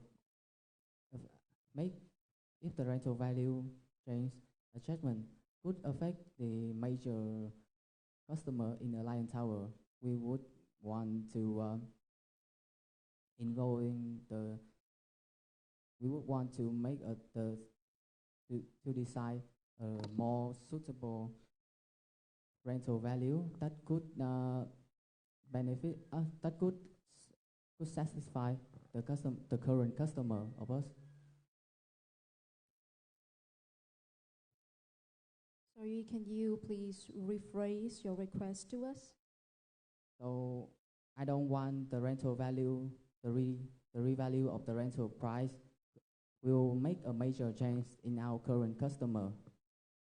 So maybe DCL would want a too high price, and it would make the current customer leave.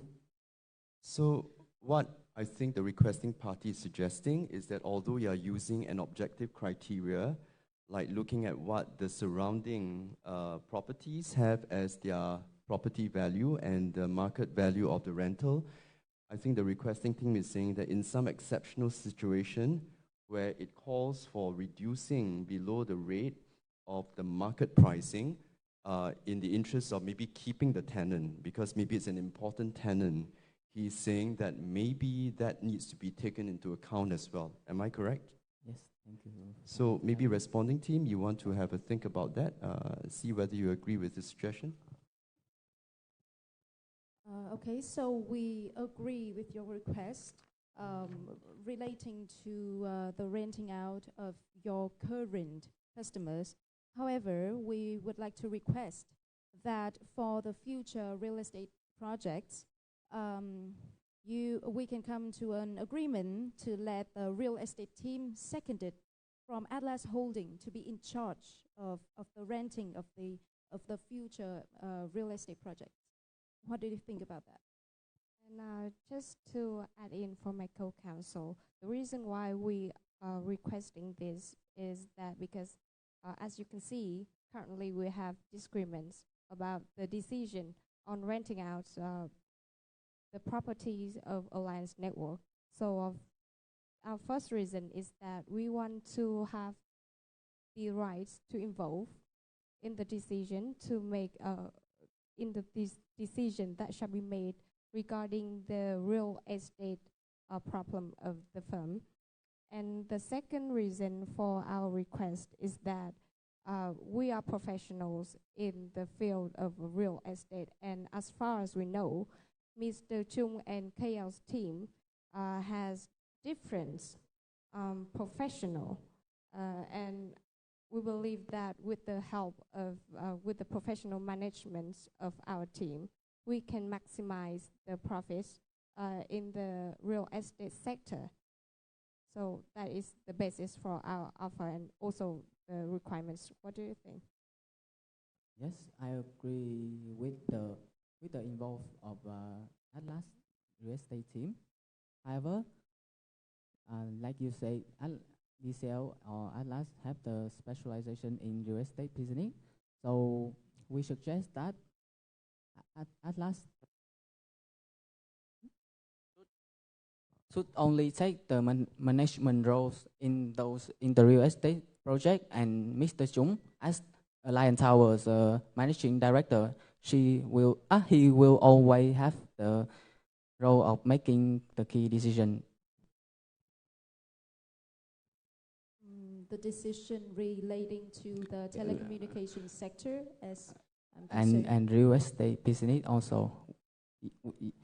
We can Mr. Chung will assess the necessary the profitable or the profit rate of the investment plan, and the Atlas real estate team will take the role of daily management of that investment. Can I ask a question, because I'm not sure I understand the KL's response.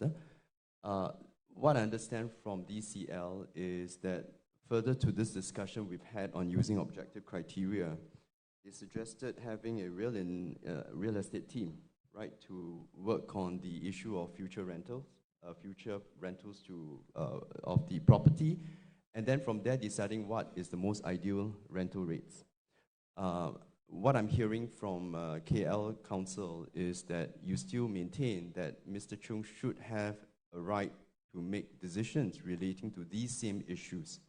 Yes. So what's not clear to me is then the role of this criteria that we're using, because if you're going to have objective criteria and yet Mr. Chung has the right to make decisions, who would have the ultimate right to make these decisions? Would it be based on the criteria? Can Mr. Chung go beyond the criteria?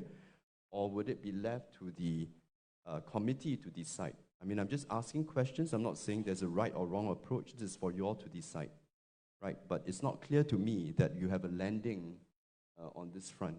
So maybe I invite the requesting team to maybe clarify what you have in mind when you say Mr. Chung should have, sounds to me like an overriding right to decide on these matters of rental of the real estate. Okay. Yes, we understand that Atlas real estate team want to operate the real estate business line in Alliance Towers, but we want them to, before conducting any investment or major decision, operational decision, we would want the team to consult with Mr. Chung first, and he will be the one who choose which decision to be carried out. Okay, we fully understand your request, I think. To respond to this, I would like to first of all reaffirm that Mr. Chung is one of the shareholders of Alliance Network. Yes, he has major role in the operation of our firm. However, he is just one of the shareholders. Regarding your requirements that before any decision, Mr. Chung should be consulted, we agree. We agree based on his professional in the field and his understandings of the real estate markets of Vietnam. We agree with that. However, about the requirements of who will be the decision maker, we suggest that this decision belongs to the board of members. And Mr. Chung also has the right to vote and to propose his solution or any advice on this matter. However, what we want to say here is that it is very hard for us to agree that every decision shall be made by Mr. Chung, because as you can see from our dispute right now, his decisions caused concerns among other shareholders, and this is one of the reasons why we are sitting here. So, what do you think?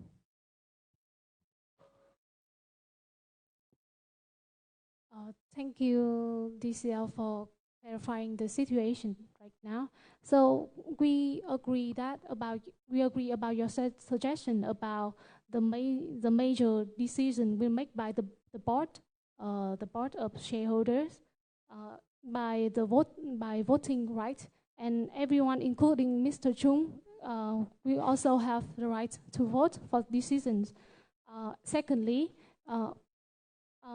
before the board of shareholders making important decision, Mr. Chung will also be consulted. So it's the 2 points, right? So we do agree with this situation. We do agree with this suggestion. Very good. So Do we have consensus on this? Yes, we do have consensus on this. However, we would like to add in another request that we would like to discuss the prospect of renovating Hưng Bình Football Court, and we suggest that the plan to renovate it would be mainly in charge by the real estate team from DCL. And in exchange, all of the fundings as well as the staff members would be of no concern to KL, as DCL would gladly be responsible for that. What do you think about this?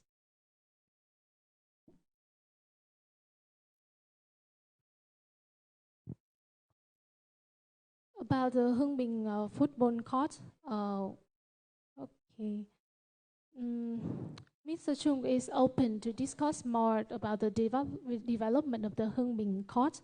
However, we are still considering about the DCL roles in the Hưng Bình court, and also Mr. Chung roles in the Hưng Bình court, because we want Mr. Chung also wants that the Hưng Bình court can bring the benefits to the alliance network in general and to DCL and also KL in specific.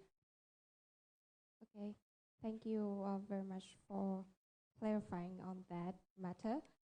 Regarding this, because you suggest that we should propose a solution to maximize the profits of alliance network, and concerning that Hưng Bình football courts is a very potential real estate property that can, to our point of view, can be of more profits than the current situation. That's the reason why we offer, we request we immediately, after this settlement, have a plan to renovate these football courts. And about your question concerning that what is the role of Mr. Chung in this plan, right?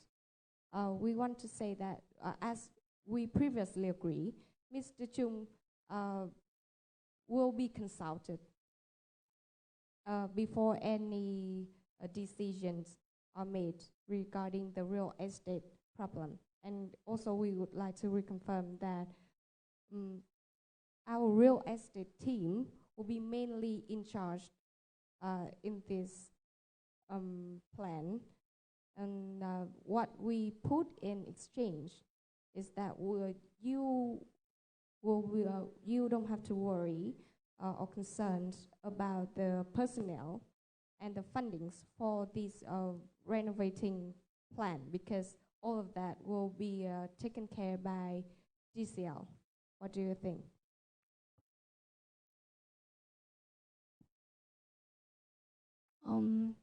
We understand the DCL decision because DCL have strength in the real estate. However, as I mentioned before, Mr. Chung has the strength in 5G technology, and in exchange of Mr. Chung support to develop the Hưng Bình football court, we also want to apply some 5G application on the Hưng Bình football court when it was established for the next investment plan. In detail, we would like to support the 5G technology in the commercial real estate Hưng Bình. For example, if Hưng Bình court is become a building, office building, we can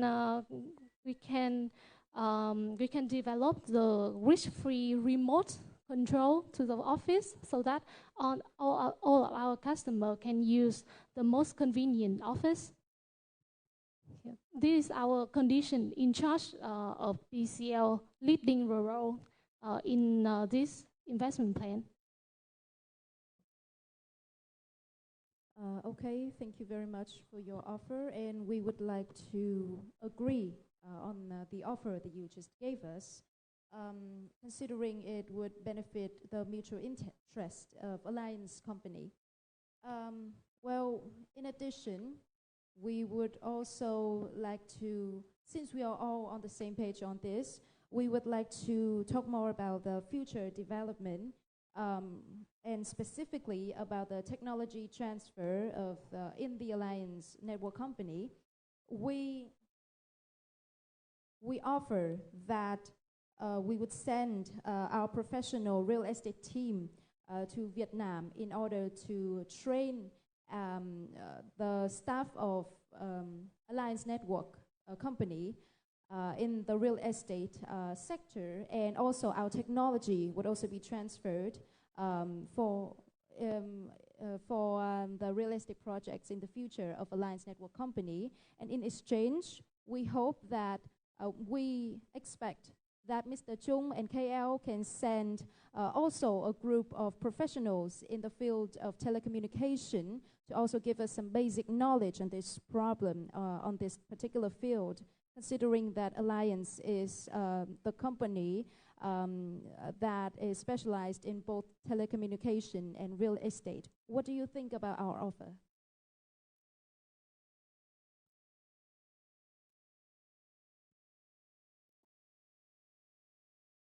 So we are so glad to hear your offer, because this offer will definitely have the Alliance network to operate more benefitly. So I agree that KL will also send a professional forces from our side to training for the Alliance network labor force, and in exchange of your support about the human resource in training as well. So I agree with your offer. So I like to hear the word agree, right? And I hear the word agree quite frequently in the last few exchanges. Can maybe someone summarize exactly what both sides have agreed for the second issue? Maybe responding team, and then requesting team can add if you wish. Okay, so for the second problem of the concerning the renting out of Alliance Tower, first of all, we agree that the real estate team seconded from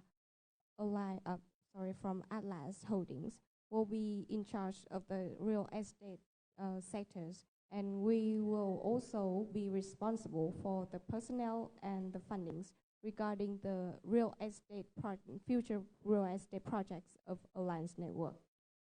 That was the first point.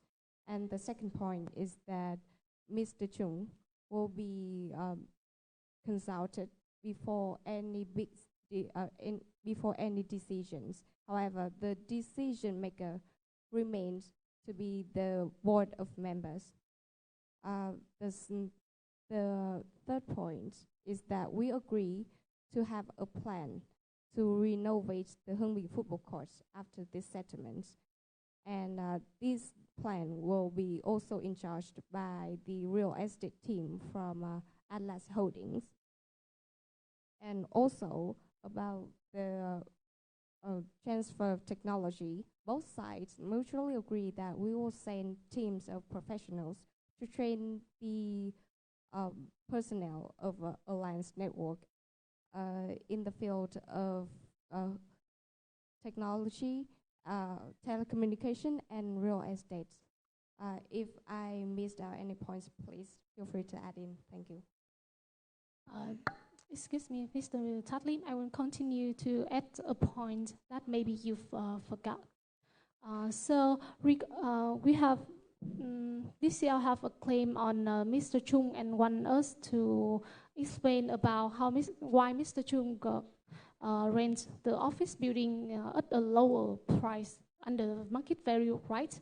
So the point is we are not sure about the correct market value. So both of us agree that we will have a re-evaluate market value that involve both parties to re-evaluate. And second, regarding toward the current customer of the building, we would like to continue the leasing contract with them, and after finishing the contract, we have raised the price or adjust the price after examining the market value. So these 2 points I want to add. Thank you for filling in the gaps, and we totally agree with that. Okay, so good to hear that you all agree, but again, I would ask you to consider that there are details that you need to continue to think about. I think for the football field, what I'm hearing as a summary is that the real estate team will be in charge. But I heard earlier on that I think you agree that it will be DCL that will be involved in providing the personnel and the funding. Am I right to say that? So if I think that I'm looking at you and you look a bit shocked, so I'm wondering if that's your understanding as well. Yes, about so we have 2 points here. So DCL want to mainly in charge the fundings, and we agree only when DCL wants collaborate with us to apply 5G technology into the Hưng Bình court. And second one about the DCL support about the personnel training and also the funding. We definitely need to consult more after this mediation end, and so actually yes, we almost come to an end, but I want to clarify. DCL want to clarify a bit that what kind of funding that you want to support in the Hưng Bình court plan. Is this, does this relate to other future investment plan as well? Yes, it is related to the future development plans of Alliance Network, which is the next issue I would like to bring on the table. And we would like to clarify more on the fundings plans of us for future projects of Alliance Network Company. So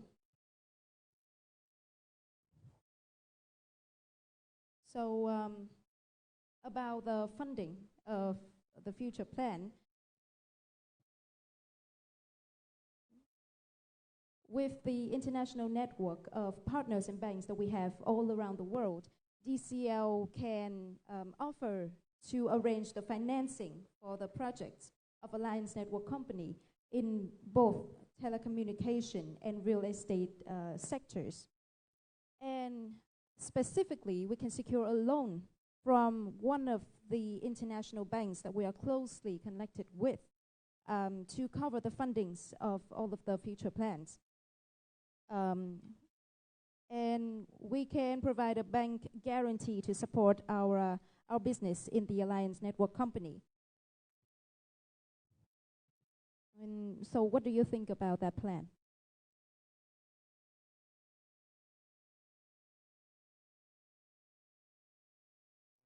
Yes, I understand that you will use your network on the bank to fund our project, but I don't really see how that would benefit the investment, since Alliance Network and Mr. Chung specifically, he also has a bank that will always be ready to fund him. And actually, that private bank is also our customer in the Alliance Towers.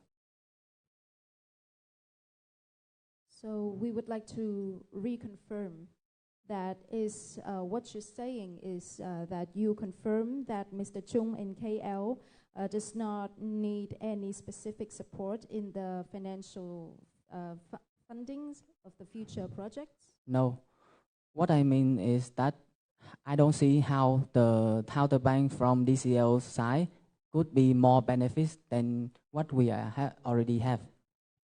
Can I maybe tell you what I understand, and you see whether that aligns with what you understand? Okay, so so far as funding is concerned, my understanding is that DCL is saying they will fund, the shareholder will fund.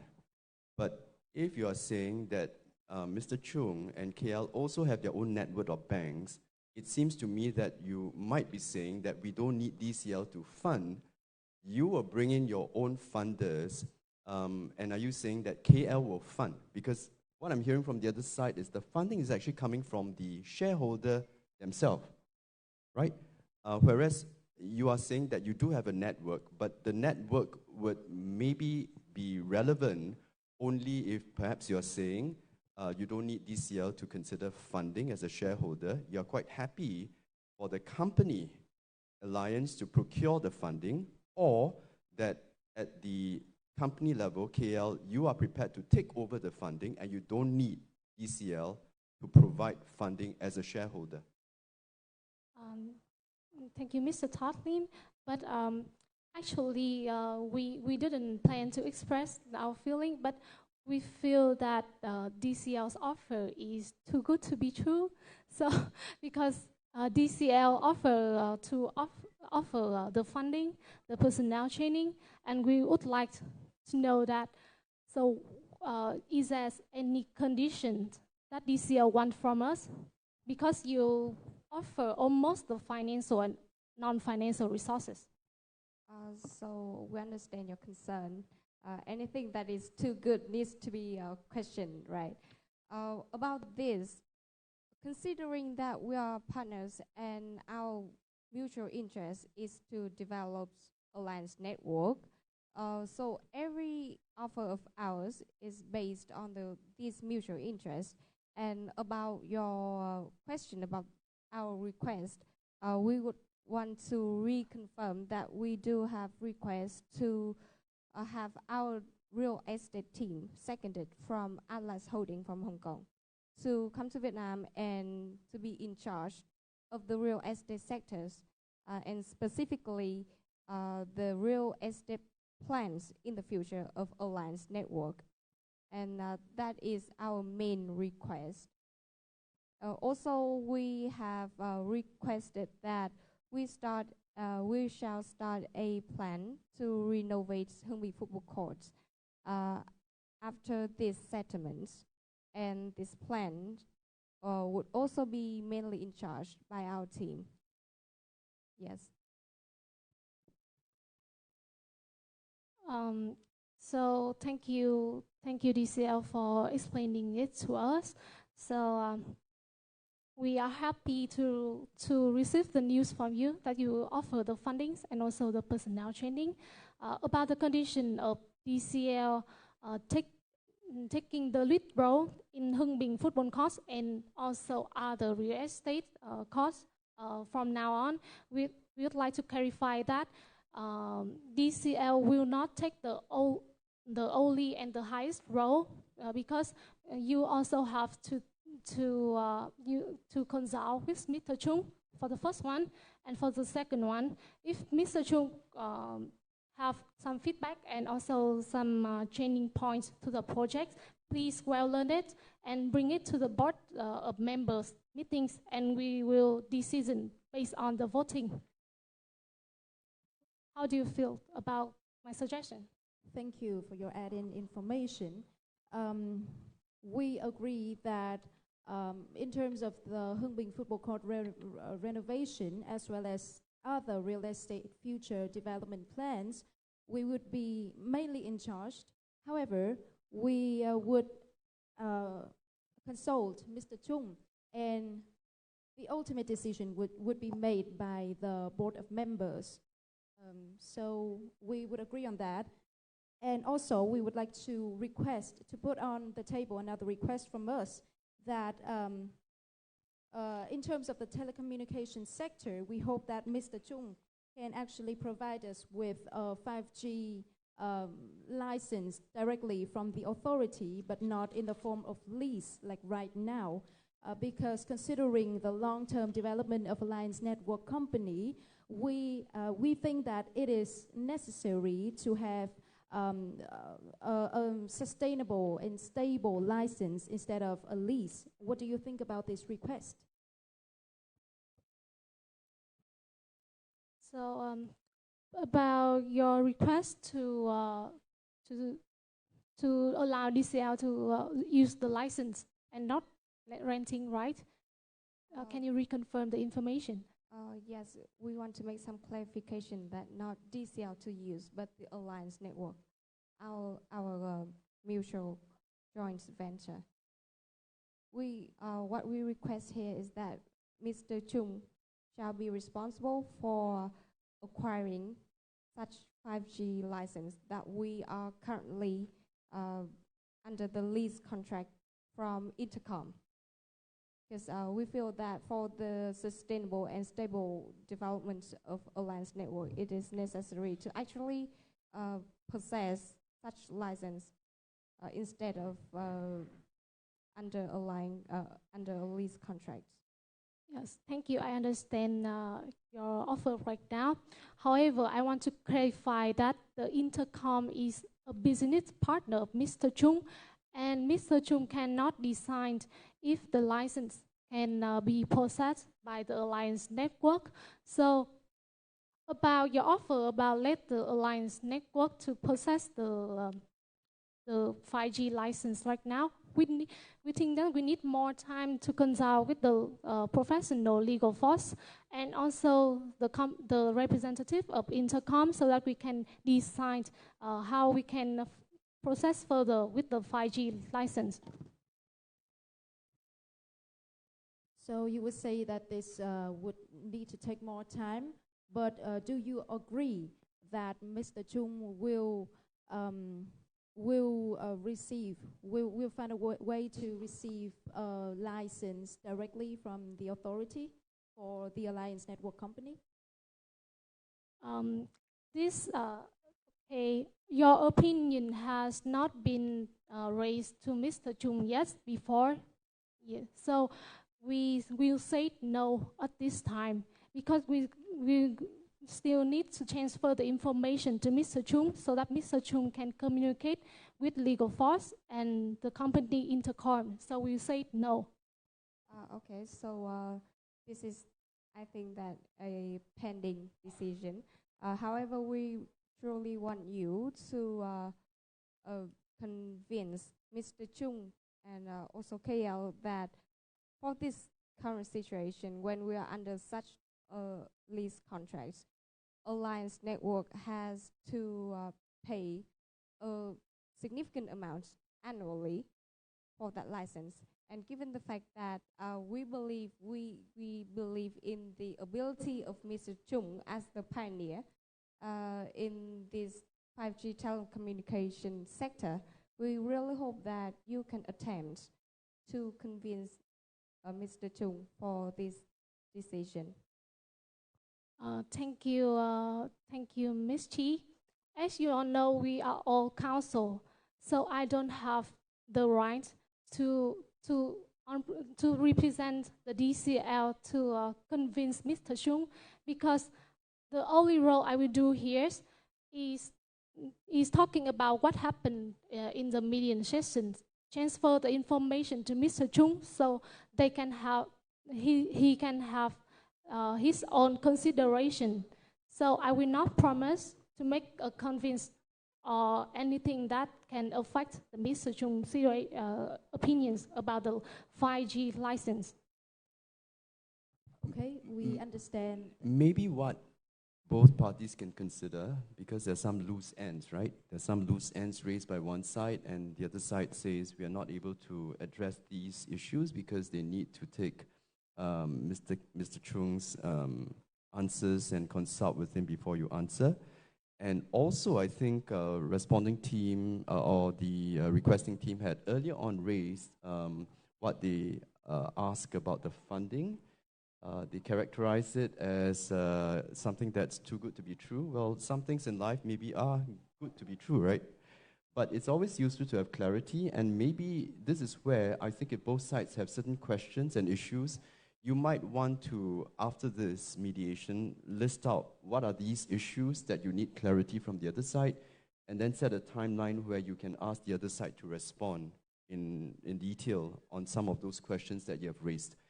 Specifically, for example, the questions you want Mr. Chung to clarify on the 5G, maybe you ask those questions and then you seek some answers and come back to them. And specifically on your concerns on what funding looks like, is there a string attached to the funding? Maybe you ask those questions and they'll come back to you and tell you whether it is too good to be true or not. Is that okay? We agree with that. Yeah?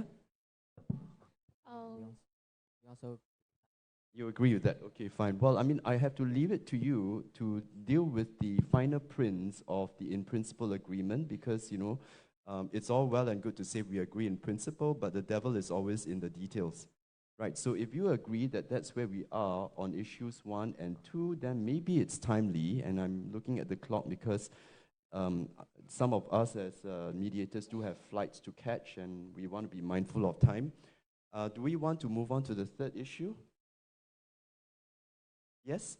Yes. Would someone like to talk about the third issue? Maybe just bring it to the table and we can have a discussion.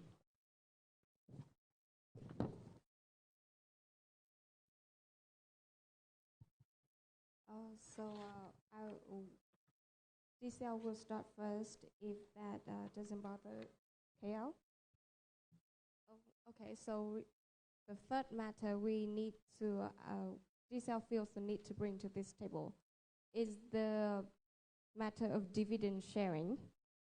So regarding this matter, we first want to reconfirm that according to law, the decision on sharing dividends belongs to the board of members.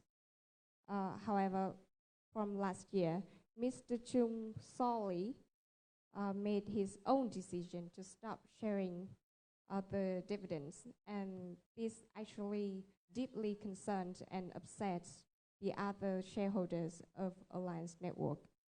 So first of all, we want to ask if there is any reason behind this decision of Mr. Chung. Yes, the decision to stop distributing the dividends to the shareholder is to serve the purpose to hold the money for further investment. It is considered necessary for all the resources of the firm to expand for its expansions, and the profit earned shall be retained temporarily for the investment purpose, so that the shareholder can continue to receive the dividend when there are profit from the investment activities. And since the DCL's business operations is proposed, it can affect the Alliance Network financial resources significantly, and foreseeing the situation, Mr. Chung do not want to share the dividend in 2 years from 2021 to hold the money for safer investment implementations.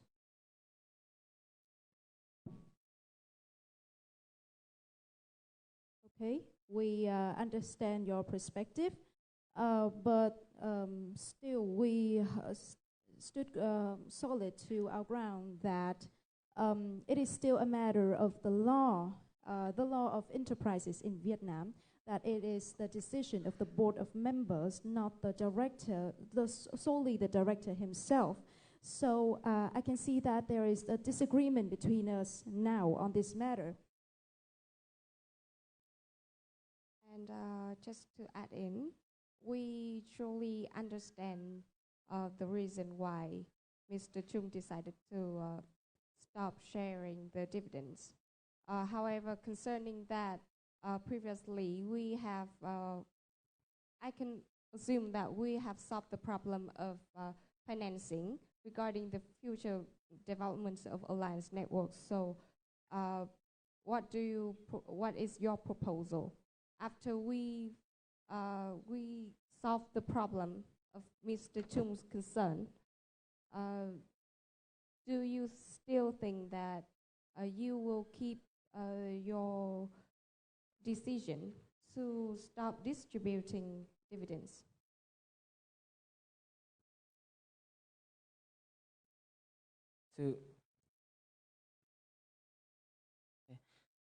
Yes, we understand that it is the right of the board of member at Alliance, but to be honest, we have to know that where do you think that we get the funding for our business development, and with all of the aggressive investment plan to keeping the profit in the company, shall be a significant stream of the capital for Alliance Network's business strategy? I want to add in some points because you say that we violate the shareholder rights.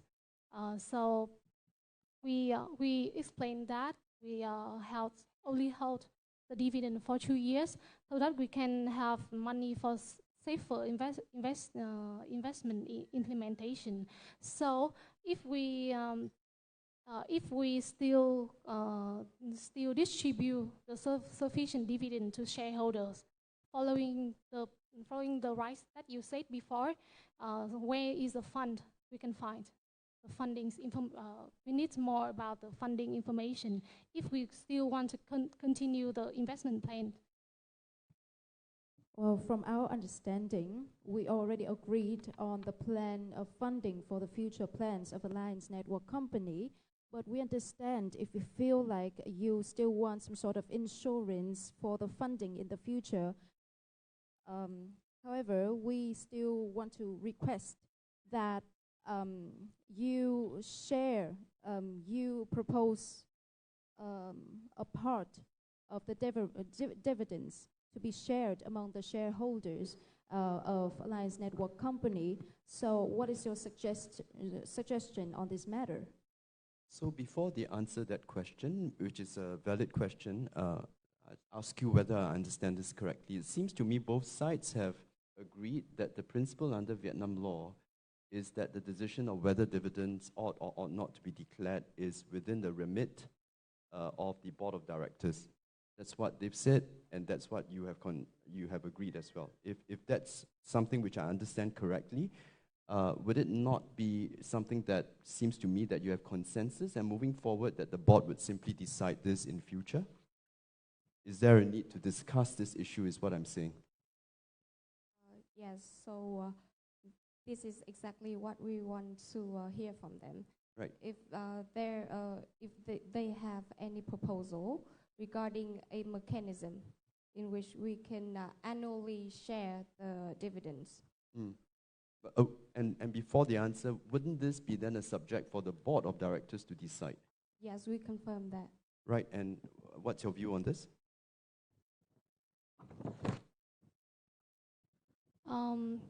We propose that we still want to hold the dividend temporarily. However, we think that because now the Alliance Network funding was affected by the fact that DCL was sold to CAL, so we can downsize the investment plan, and we can downsize the investment plan. The number of radio towers have increased from 1,500 to 2,000 towers instead of 3,000 in the original plan. And the sales and service distribution system will only increase to 300 stores instead of 400. Because we downsize the investment plan, we will only hold the dividend of shareholder in 1 year, and after 1 year we will accumulate and share the dividend at the portion of 6/4. The 6% belongs to the shareholder under our new partner CAL as a compensation to shareholder after a long wait. So those are things you need to think about, but I don't want to overstep what I want to say. But see, if both of you are agreeing that under Vietnamese law, this issue rests with the board of directors, then my concern is whether either side here today at mediation actually have the mandate to come to an agreement, because this agreement actually within the remit, within the mandate of your board, rather than with both sides sitting here today as negotiating parties for your companies. I leave it to you to decide whether you want to continue this discussion, but hearing both sides, it seems to me that both of you have agreed that this is something which the board should decide. And if you agree on that, then I'm not sure if there's any utility in our continuing this discussion. But again, we are mediators, so we'll leave it to you to decide.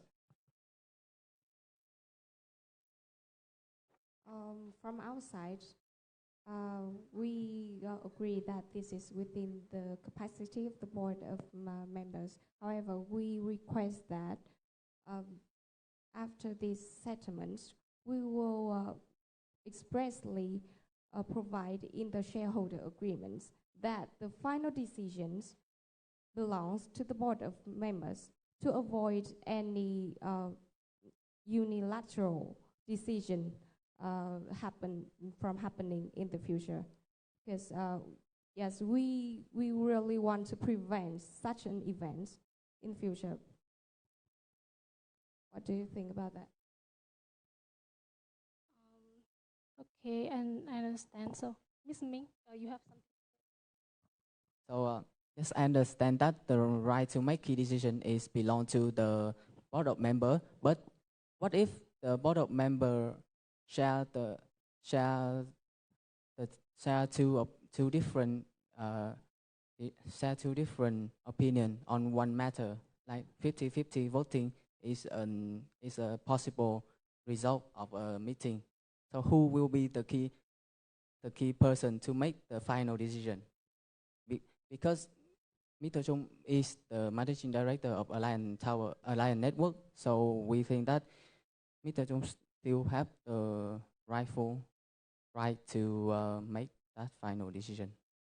First of all, we want to reconfirm that this is not within the capacity of Mr. Chung. According to Article 55 of Law on Enterprises, Mr. Chung, as the General Director, has the rights to propose the plan, and the final decision lies within the capacity of the board of members.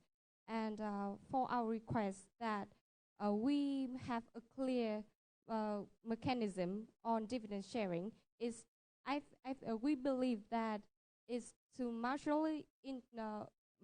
within the mutual interest of both parties, because we really need a clear basis, a clear and fair basis for dividend sharing. Because what Mr. Chung had recently decided really upsets the shareholders. And just to add in a little bit, of course, we don't expect such an event, unfortunate events, in case we leave this table and cannot agree on this issue. However, we have been advised by Mr. Cho as our external counsel that in such a case, when we have no choice, just to protect the legitimate rights of our shareholders, we are prepared for the worst scenario of applying for a summary judgment. Of course, this is not the scenario. So to be fair to the parties, I mean, I understand you may have a lot more to say, but I'm looking at the clock. So can I invite both sides to maybe round up with some final thoughts, maybe just 1 or 2 minutes from each side, and then we have to adjourn these proceedings on the last topic to another day. Maybe I ask first the requesting team some final thoughts, and then, I'll ask the responding team. Yeah, I think that there a misunderstanding about Mr. Ming's last word before, because he provide a scenario that if the voting portion in a meeting is 50-50, so who will be in charge of the final decision? So I think now is not we don't have the time to solve all of our disputes, so we are a bit upset. So I think that DKL also want to continue mediation sessions, more mediation sessions in the future, because arbitration can cost us a lot of time, because we are familiar with the mediation sessions. So I think that all KLs want to do in the future. And I will take the role to the Mr. Tat Lim. Thank you, Ms. Wen. Don't be upset, yeah? Because it's quite common for parties to have deadlocks and impasse during mediation, and we put in the effort, and usually people will come across and resolve those impasse. Some final words from you, 1 minute or so. We would like to, again, show our goodwill and good faith coming to the mediation session today, and we are glad to be able to make some mutual agreement between the two parties on several matters. And for the remaining matters, we hope to resolve those in the next sessions in the future without having to put this onto the litigation. Thank you. So on that note, I want to express the co-mediators and of course judges' appreciation of the excellent efforts of both sets of counsel. And can I invite everyone to join our hands together and express our appreciation for the work that they've done.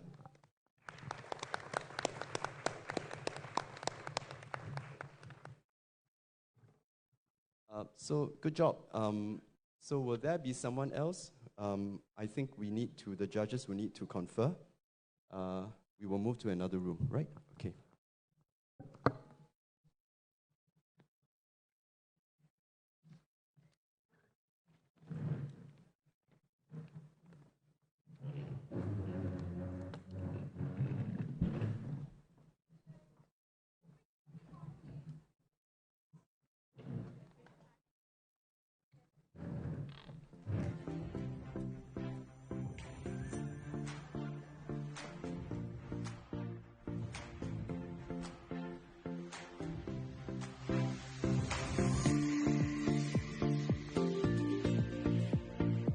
Chúng ta có thể nổ một tràng vỗ tay thật lớn để chúc mừng hai đội thi được không ạ?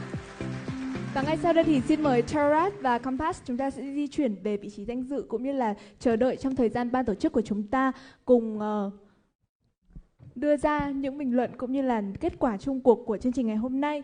Và thưa quý vị, trong thời gian chờ đợi thì ngay sau đây xin mời các bạn sinh viên của chúng ta cũng như là các quý vị khán giả, chúng ta sẽ cùng bắt đầu một phần mini game nho nhỏ. Phần này thì chúng ta sẽ không những được trau dồi thêm những kiến thức liên quan đến hòa giải mà sẽ còn có cơ hội để dinh những phần quà vô cùng giá trị đến từ ban tổ chức của chương trình. Và ngay sau đây thì Ngọc Phương cũng xin phép là được thông qua một chút về phần thể lệ của phần mini game của chúng ta. Sau đó thì sẽ xin mời bộ phận kỹ thuật của chúng ta sẽ chiếu lên màn hình những mã phòng để chúng ta bắt đầu phần mini game. Và phần game trắc nghiệm này của chúng ta thì sẽ được có phần link code cũng như là các phòng sẽ được ghi ở trên màn hình của chúng ta ngay sau đây. Và trong thời gian ban giám khảo hội ý thì chúng ta sẽ có một phần mini game và có rất là nhiều câu hỏi liên quan đến những kiến thức về hòa giải. Và mọi người sẽ giúp Ngọc Phương là truy cập vào trang web QUIZI.com, cùng với đó là nhập mã phòng của chúng ta để tìm ra những chủ nhân may mắn của mini game của chúng ta. Và trên màn hình thì chúng ta đang có web QUIZI cũng như là có mã phòng của chúng ta là 505036. Thì mọi người sẽ cùng truy cập vào QUIZI.com, sau đó chúng ta sẽ giúp Ngọc Phương là nhập mã phòng. Mã phòng của chúng ta là 505036 để tham gia mini game của chúng ta và rất là nhiều phần quà giá trị đang chờ đón các bạn ở phía trước.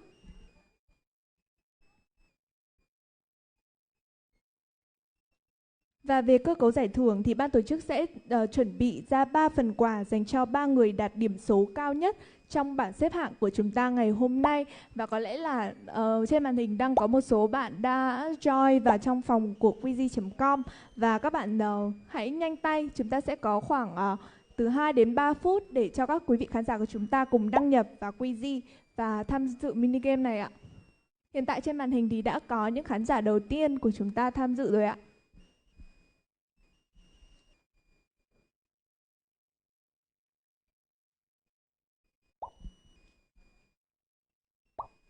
Chúng ta sẽ đăng nhập vào QUIZI.com và có mã phòng là 505036 á.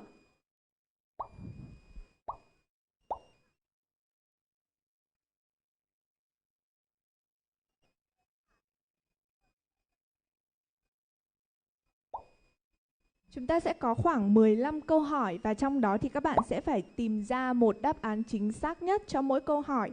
Và mỗi câu hỏi này thì sẽ liên quan đến về mặt hòa giải cũng như là những tổ chức hòa giải tại Việt Nam, cũng như là những kiến thức xung quanh về hòa giải. Chúng ta có lẽ là sẽ đợi thêm khoảng 1 đến 2 phút nữa để các bạn có thể join vào QUIZI.com.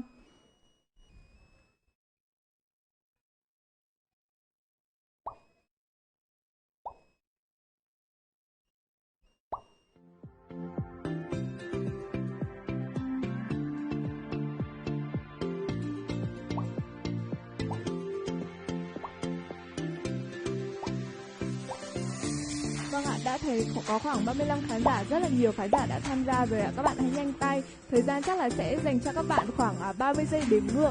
Chúng ta sẽ cùng bắt đầu chương trình ngày hôm nay với phần mini game rất là nhiều kiến thức bổ ích đang chờ các bạn phía trước, và chúng ta sẽ cùng bắt đầu trò chơi ngay bây giờ.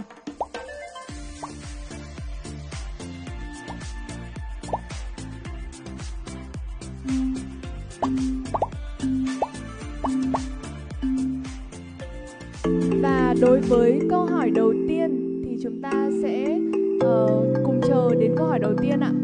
Chúng ta đã có khoảng 54 người chơi.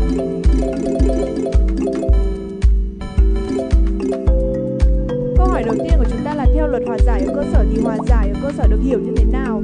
A. Hòa giải cơ sở là việc hòa giải viên hướng dẫn giúp đỡ các bên đạt được thỏa thuận, tự nguyện giải quyết với nhau các mâu thuẫn tranh chấp, vi phạm pháp luật theo quy định của luật hòa giải cơ sở. B. Hòa giải cơ sở là hành vi thuyết phục các bên tranh chấp chấm dứt các xung đột hoặc xích mích nhằm bảo đảm trật tự an toàn xã hội trong cộng đồng dân cư. C. Hòa giải cơ sở là việc tổ chức hòa giải hoặc các tổ chức thích hợp khác của nhân dân, thôn xóm, làng bản, tổ dân phố, các cụm dân cư khác hướng dẫn giúp đỡ thuyết phục các bên tranh chấp đạt được thỏa thuận, tự nguyện giải quyết với nhau những vi phạm pháp luật và tranh chấp nhỏ nhằm đảm bảo trật tự an toàn xã hội trong cộng đồng dân cư. Và với câu hỏi đầu tiên này thì rất là nhanh ạ.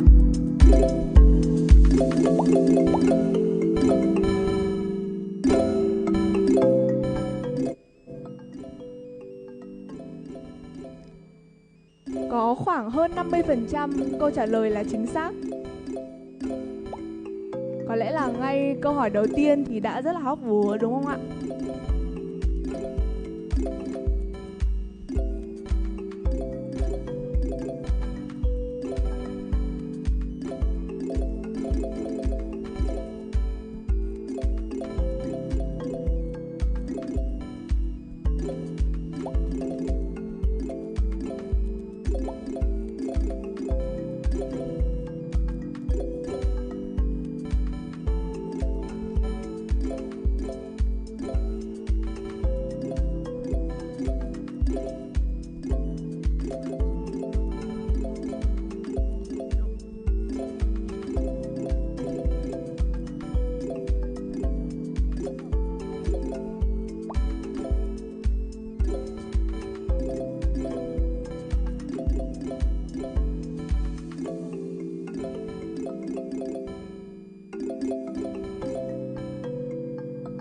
Và có thể thấy là kết quả đang liên tục cập nhật thông qua các câu hỏi tại màn hình điện thoại của các bạn, thì đã có rất là nhiều những câu trả lời chính xác, và đang ở vị trí dẫn đầu đó là bạn Nhím với điểm số là 10.420.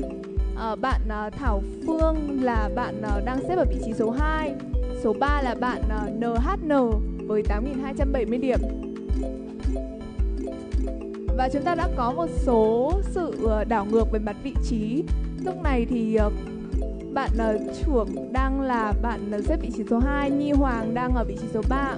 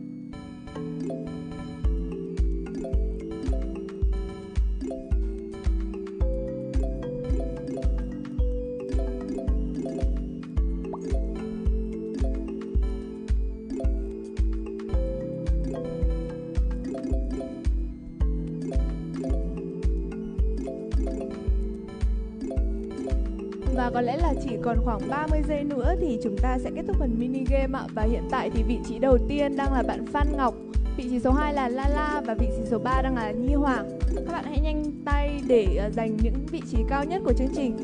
Và Ngọc Hân xin được phép nhắc lại cơ cấu giải thưởng của chúng ta, đó là 3 bạn trả lời nhanh nhất cũng như là đạt số điểm cao nhất thì sẽ nhận được phần quà của ban tổ chức chương trình. Và sau khi mà chúng ta đã có kết quả chung cuộc thì các bạn vui lòng liên hệ đến ban tổ chức để nhận phần quà sau khi kết thúc chương trình ạ.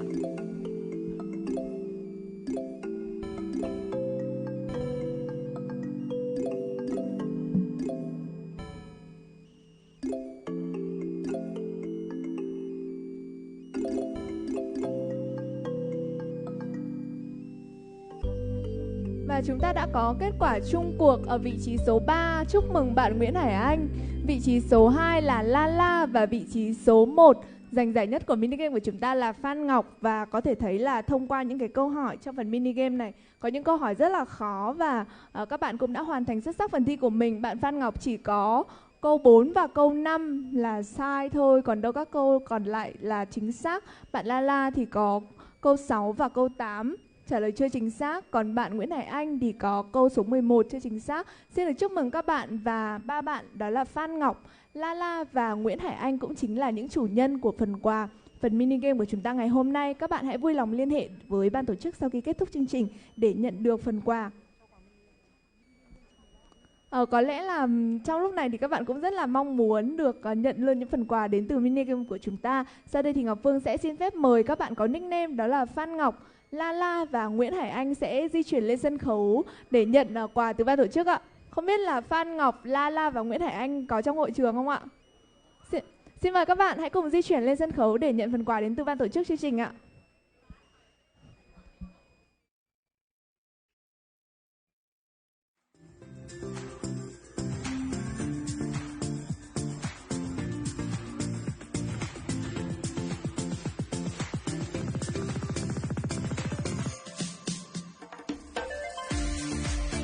Một lần nữa xin được mời lên sân khấu Phan Ngọc, La và Nguyễn Hải Anh ạ.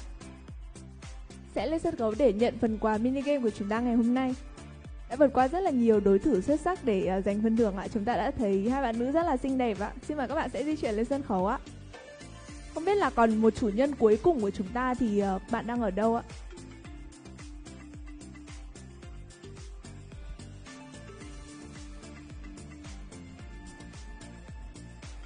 Và ngay sau đây thì Ngọc Phương cũng xin phép được mời một chủ nhân cuối cùng của chúng ta trong phần mini game này sẽ lên sân khấu ạ. Phan Ngọc, La và Nguyễn Hải Anh ạ. Và xin được trân trọng kính mời Phó Giáo sư Tiến sĩ Nguyễn Bá Bình sẽ lên trên sân khấu để trao giải thưởng dành cho phần mini game của chúng ta. Xin được trân trọng kính mời Phó Giáo sư Tiến sĩ Nguyễn Bá Bình sẽ lên sân khấu để trao phần mini game dành cho chúng ta thay cho lời cảm ơn từ ban tổ chức của chương trình ạ.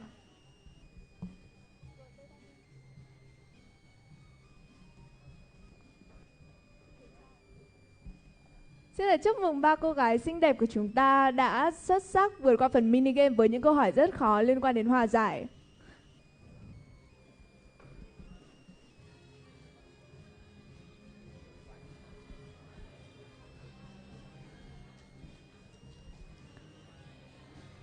Một lần nữa xin được chúc mừng các bạn và cũng như là xin được trân trọng cảm ơn Phó Giáo sư Tiến sĩ Nguyễn Bá Bình. Xin chúc các bạn luôn luôn dồi dào sức khỏe cũng như là sẽ tiếp tục theo dõi những diễn biến sắp tới của ICMC năm 2022. Và thưa quý vị, trong thời gian chờ đợi ban giám khảo của chúng ta đưa ra quyết định cuối cùng chung cuộc cho cuộc thi thì Ngọc Phương cũng xin phép được mời quý vị cùng hướng mắt lên màn hình để theo dõi lại hành trình của ICMC năm 2022 cũng như là để xem lại những khoảnh khắc đẹp của những nhà tài trợ của chúng ta trong chương trình ngày hôm nay. Xin mời quý vị.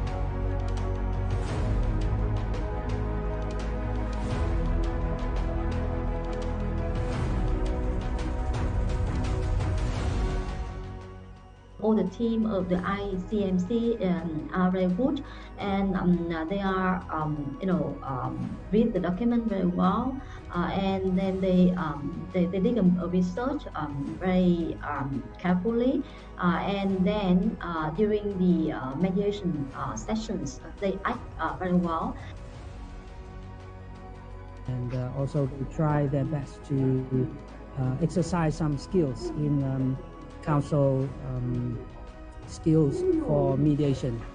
And we are quite surprised at the level of understanding of the students of the mediation this year. So they need to review and understand the key features of mediation. Why mediation is different from negotiation, the direct negotiation between the parties. They need to leverage the roles of mediators in order to explore the information and to bargain with other party, because they don't know about other party, about the strategic plans of other party, so they could use the roles of mediators in order to understand indirectly about other party. The art of mediation is to think of the solution of the issues rather than only the regulation or the term of the contracts. Therefore, I would suggest that the student should be more creative and proactive to think and find more solutions, options based on the mutual interests of the party to overcome the dispute. So I hope that more and more law students learn about like mediation, will contribute their time and effort to make mediation more popular.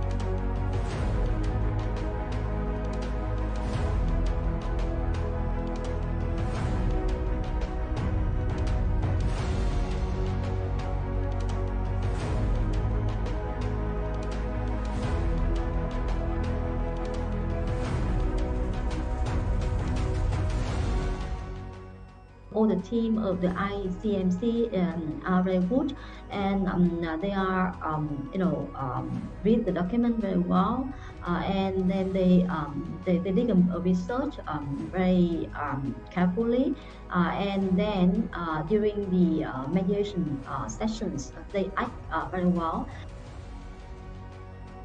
And also they try their best to exercise some skills in counsel skills for mediation. And we are quite surprised at the level of understanding of the students of the mediation this year. So they need to review and understand the key features of mediation. Why mediation is different from negotiation, the direct negotiation between the parties.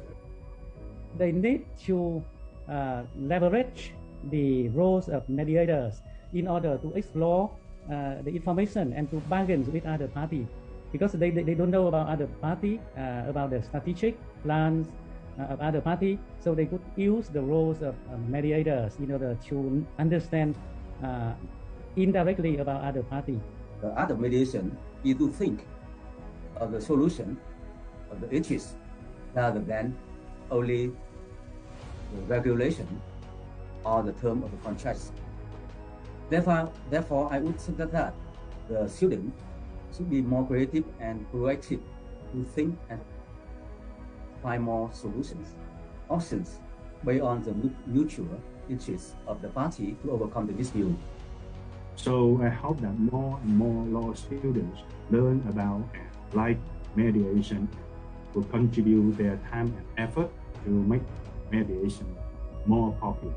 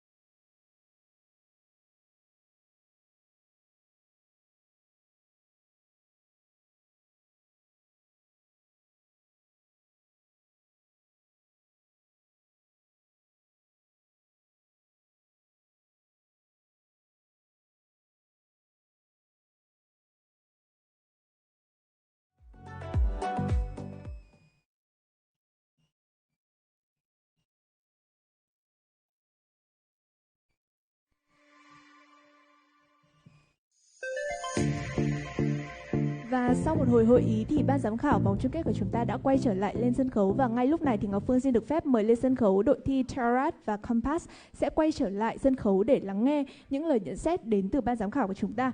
Right now we'd like to invite back on stage the Compass and Tarat team for the feedback section. Please welcome.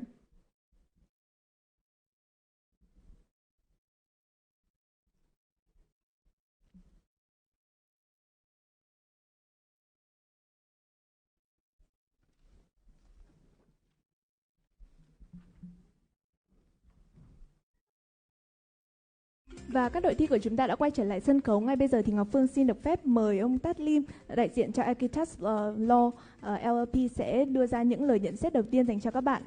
We would like to invite Mr. Tat Lim to deliver some comments regarding the performance of the two teams.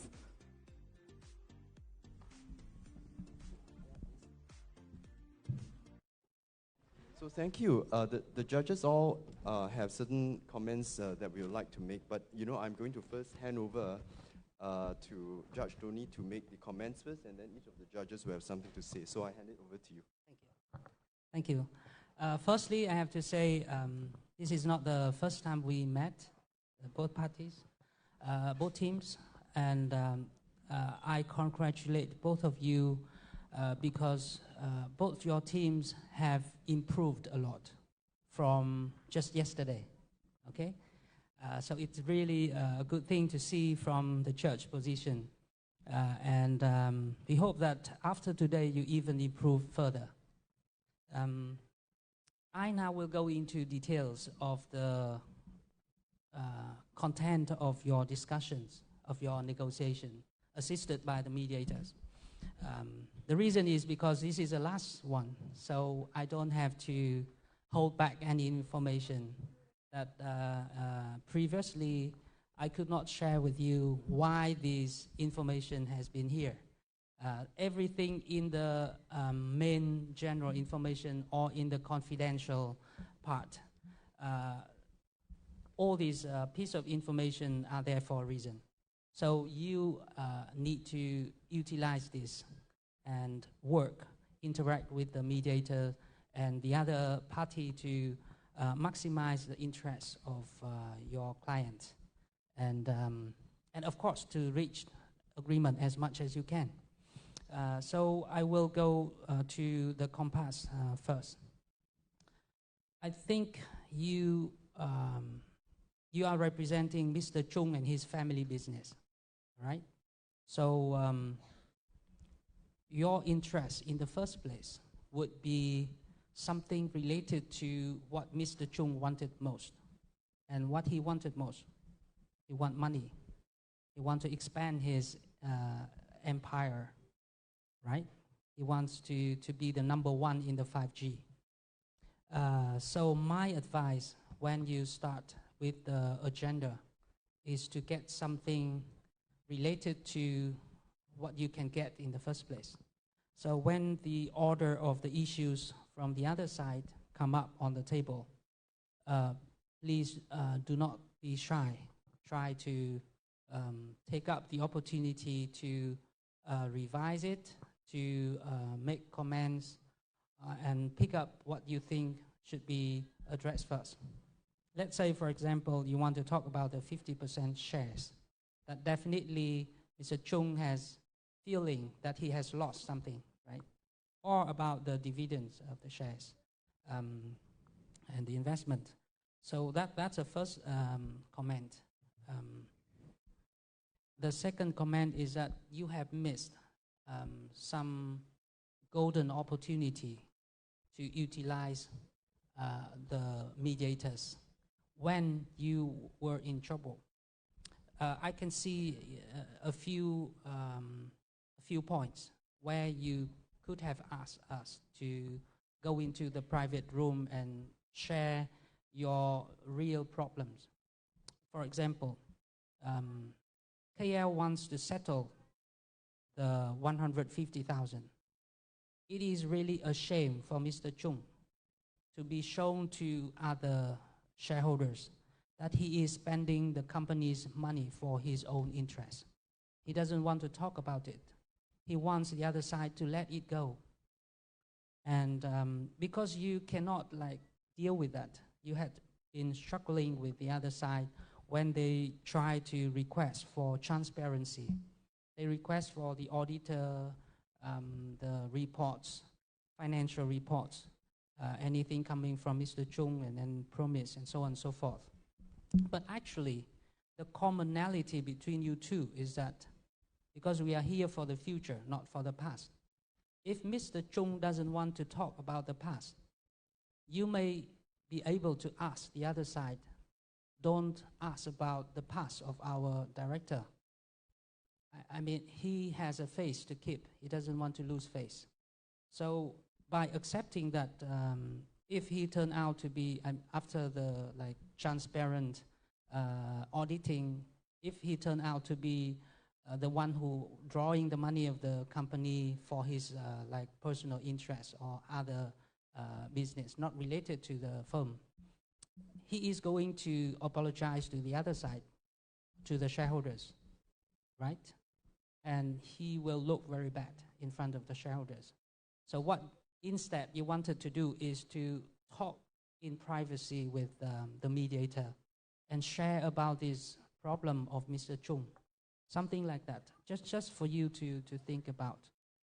So in mediation sessions like this, you always have the power, the second like hand power from the mediator to help transferring the message to the other side without compromising your position, right?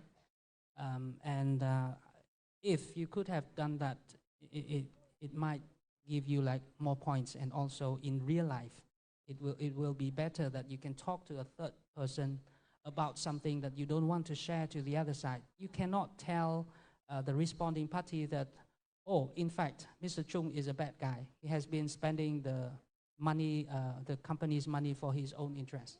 You don't want to tell that, but you can tell the same to the mediator and say, I want to have some like solution for this. Because the amount of money is very small. It's 150,000. Look at the amount of the profits that you have been asking for the shares, for the 50% shares. It is between 50 million to 80 million. So it's a lot more like commercial interest here, right? I think you, like the last comment, don't take this as a very like critical like comments on your performance. Your team in particular have been performing a lot better than yourself of yesterday. But this is something like on the top that you can improve. If you look at the confidential information, the very last sentence said that Mr. Chung is fine with whatever the other side wants to do with Hung Bing project, but he wants a single pack solution, which means that the other side has to help him with the 5G investment in the project that he is very ambitious to double the size of his business for the next year. And that is why he wanted to buy in also the second issue of not distributing the shares, right?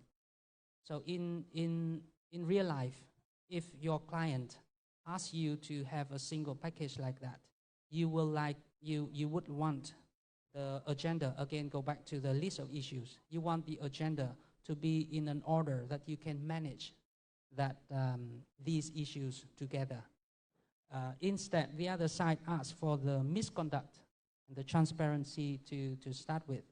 And that is something that may not be helpful for your team. So like strategically, you should think of these like way that you are managing or directing the process. And don't be shy, try to be more proactive in the negotiation process. And especially, as I said, try to utilize Mr. Tat Lim, a very nice looking mediator with a very warming voice, okay?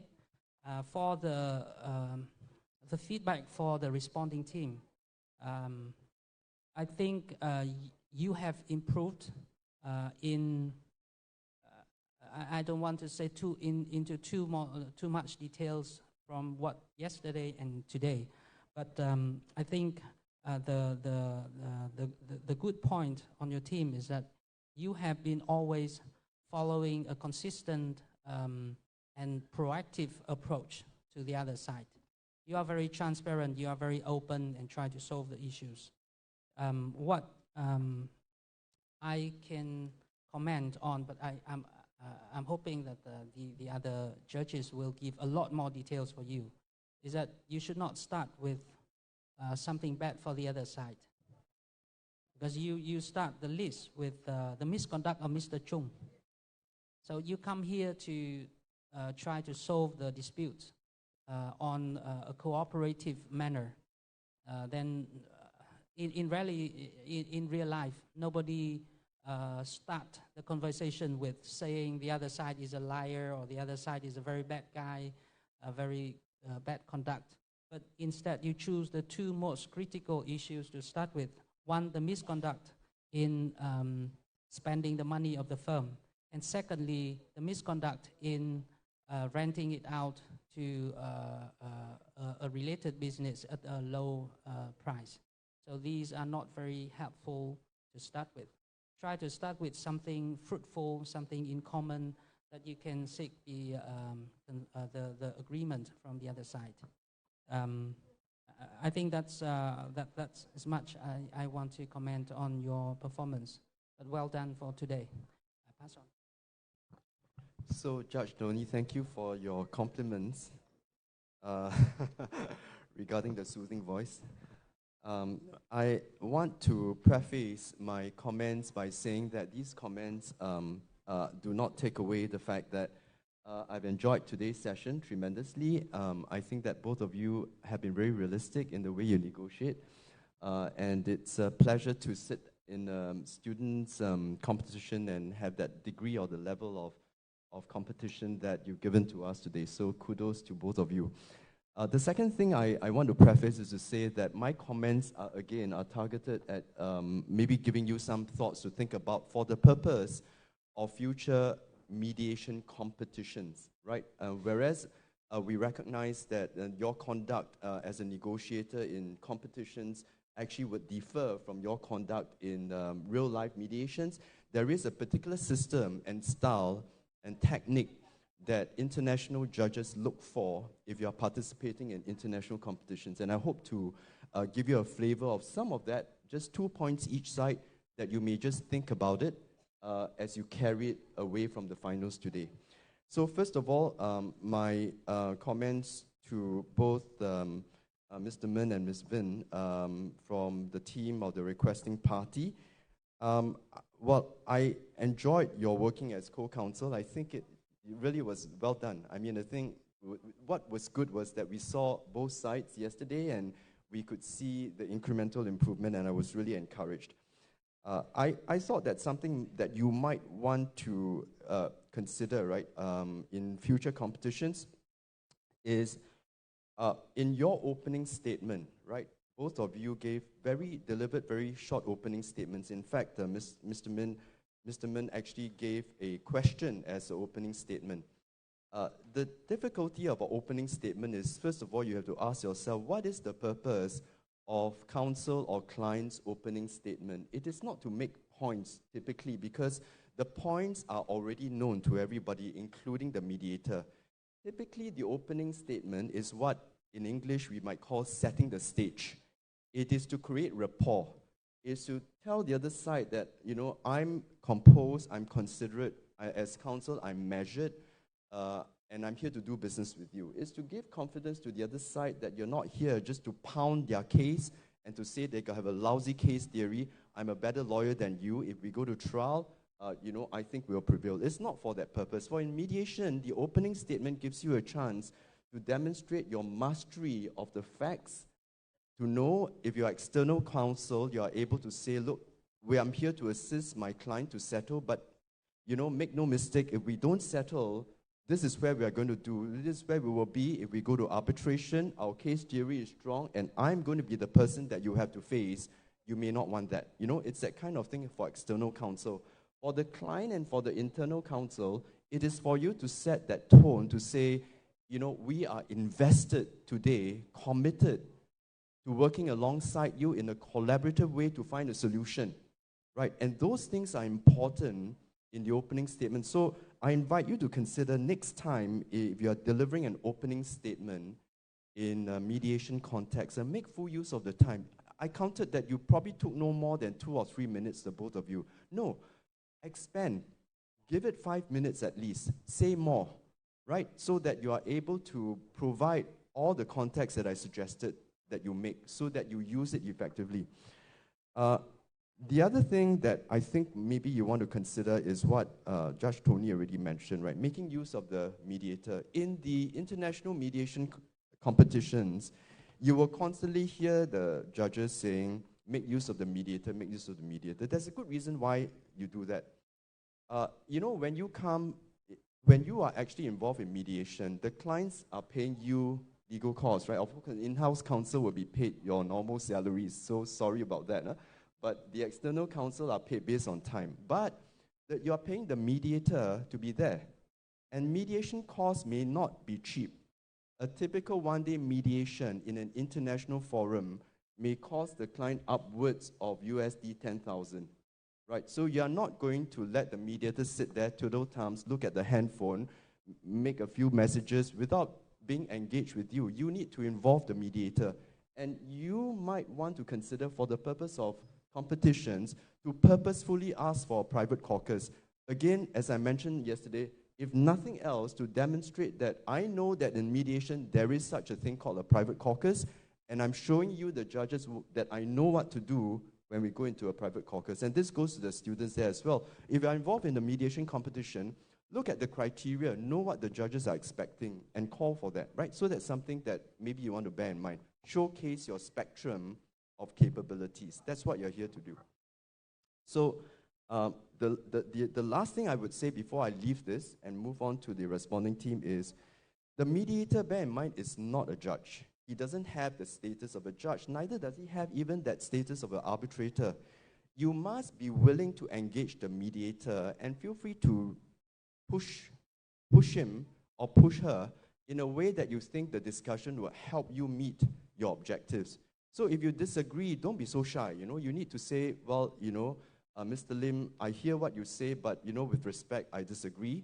Vietnamese law doesn't require us to do this. There are, of course, other things that are important to us. Right? Don't be so quick to simply agree. Right? You are paying for the mediator. Make full use of him. Right? That's the message I want to leave with you. So now quickly over to the responding side.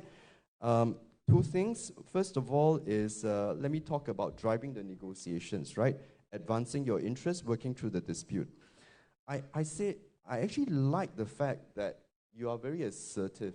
And some people think, and for the students in the crowd, some of you may come away with an impression that mediation is a soft process, not like litigation or arbitration where you can be very assertive. That is very far from the truth. In mediation, counsel, lawyers can be assertive. And your ability to be assertive will bring the BATNA, the best alternative to a negotiated agreement, to the other side's knowledge. So I like the fact that you were very, I would use the word almost imposing in driving your agenda. So that the fact that you did that effectively means, from a negotiation theory standpoint, you were able to anchor your issues. Anchoring is an extremely important concept for negotiations. And if you anchor, you will then find the other side gravitating to negotiate on your terms, which is exactly what happened, because you anchored the 4 issues and the other side decided, well, we'll flow with you. Right? But be careful also, because if you are too effective in anchoring, then what will happen may be that the other side at some time will feel that you're too aggressive and you're no longer cooperative. So there is that balance there, right? But I think today was one where you were assertive. I think you claim value. That's all good. Second thing I want to say, and I'll leave you at that, is your work as co-counsel. I think that it was, again, as highlighted by Judge, effective and even better than yesterday. So I was typically impressed. I think that looking at your performance, and I will share with you that I've actually judged the finals of the Paris competition as well as the Vienna competition. I think that, you know, your standards actually rise up to those international competitions. So kudos to you. Very well done. But insofar as your work as co-counsel is concerned, I ask you to consider two things, right? One is the definition needs to be a lot clearer. Maybe because you are both lawyers. In the international competitions, one is always an external lawyer. The other party is always the client, never a lawyer. So that the non-lawyer will have to bring out business concerns as opposed to legal concerns, right? So the definition be a bit clearer. The second thing is be very careful about your choice of words, something that Judge Tony mentioned. But in particular, in your opening statement, while I said that you're good in anchoring the issues, you also made a couple of, I would say, unnecessarily disparaging comments on Mr. Chung.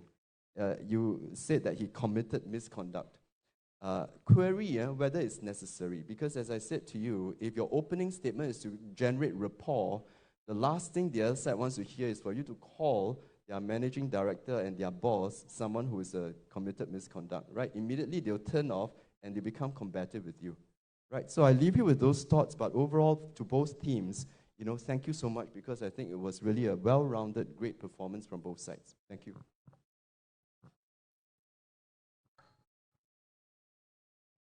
Okay, so my turn.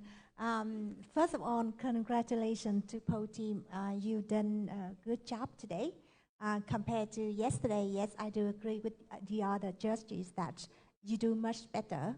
But yes, as a judge, I would like to give some of the comments made that for your future attending in some other competitions. But for today, you relax, that is already finished, and you already done a good job.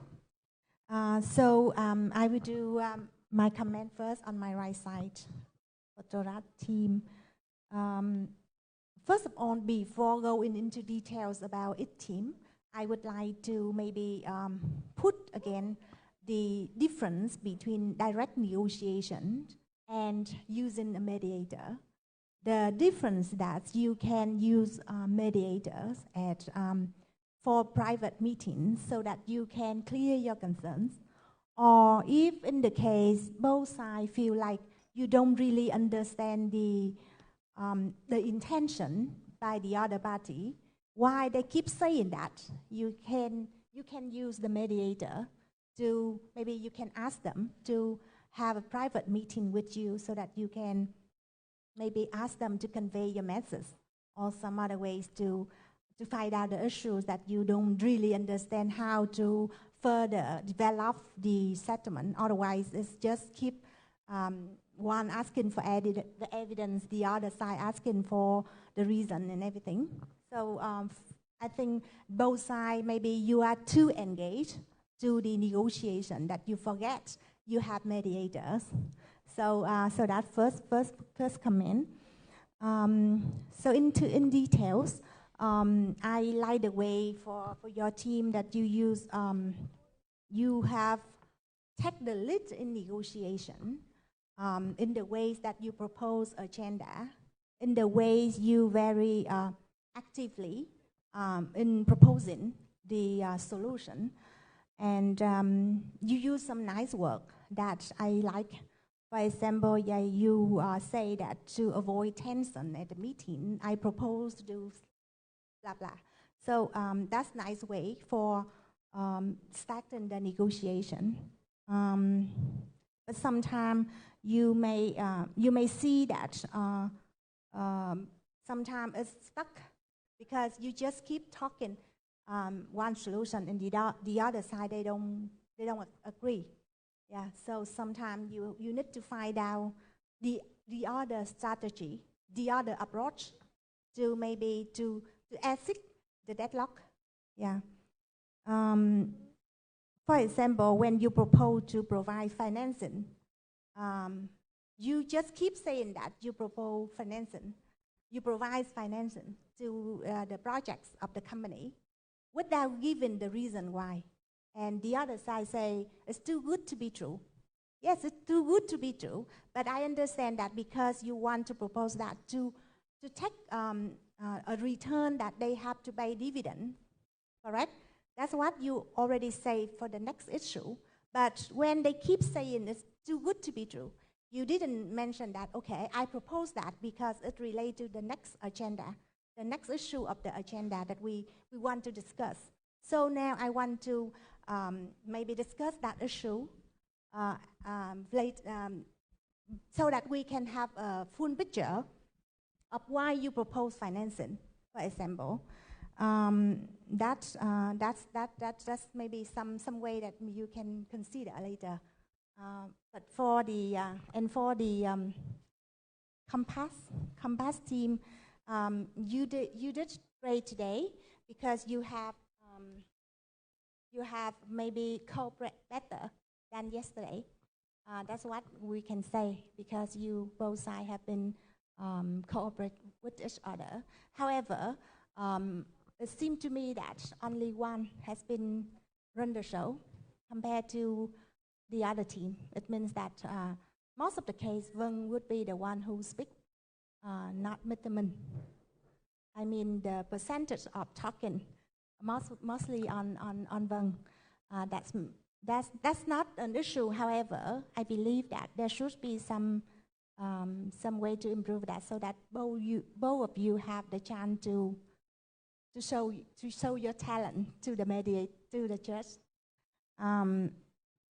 For the agenda, for example, when the other side proposed the agenda, I believe that it's not, maybe that's your strategy. However, for me, if I was the counsel for Mr. Chung, I can see that the 50% share bidding should be the very big issue that I want to discuss from the beginning, rather than the misconduct of the 150K. That is not the issue. And I would like to maybe make sure that should be addressed from the beginning, because that's my first concern. That's Mr. Chung's first concern when he goes to the settlement. And for the request to for other issue, like Nam already mentioned, so I will not go into details. But I think you may consider asking the agenda to be revised a bit. That should be maybe better for you to go. And in your confidential information, there is another request that this is Mr. Chung request for a package.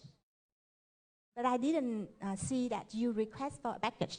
That means that you agree this one and the other one, but really not really consider that I want a package. So maybe that's something you may want to consider. And sometimes very nice that you respond to the other side very precisely, very quickly, and very firmly. But just one more final comment that sometimes we may use the other word rather than use very hard word like no. You say no, that maybe you can choose the other word like I'm afraid that this may not be the case, or for example, other case when they propose that you talk to Mr. Chung to convey the message to Mr. Chung, and you say that no, I will not convey the message. You may politely say that I believe that this message, if it's come to Mr. Chung, he may not consider or he may not agree. So that may be the other way of using the words in mediation. Thank you. Wow, thank you. Well, thank you very much. I'm the last, and they give the all comment. I have no word to say. So before the Ms. Tu will come to declare, to announce who is the winner, I'd like to take the last chance to say thanks to all my friends who come here. You know that I'm a student of this school, 28 years before.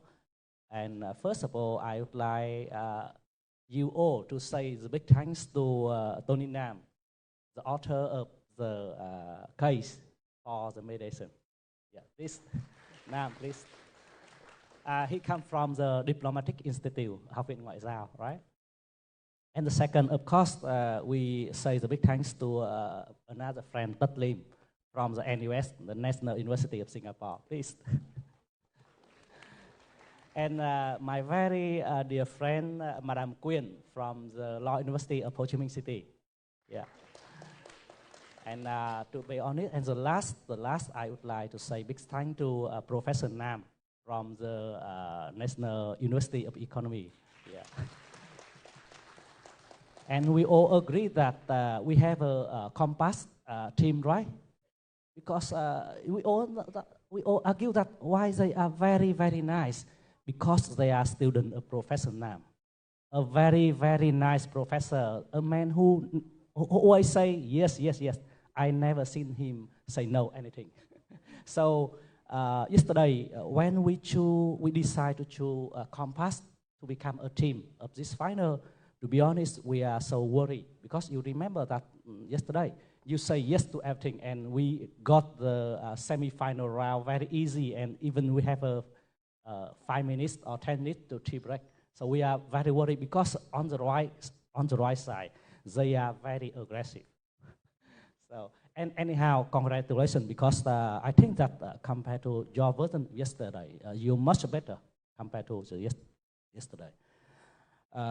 Yes, they make a lot of comment to your team. I think that is enough.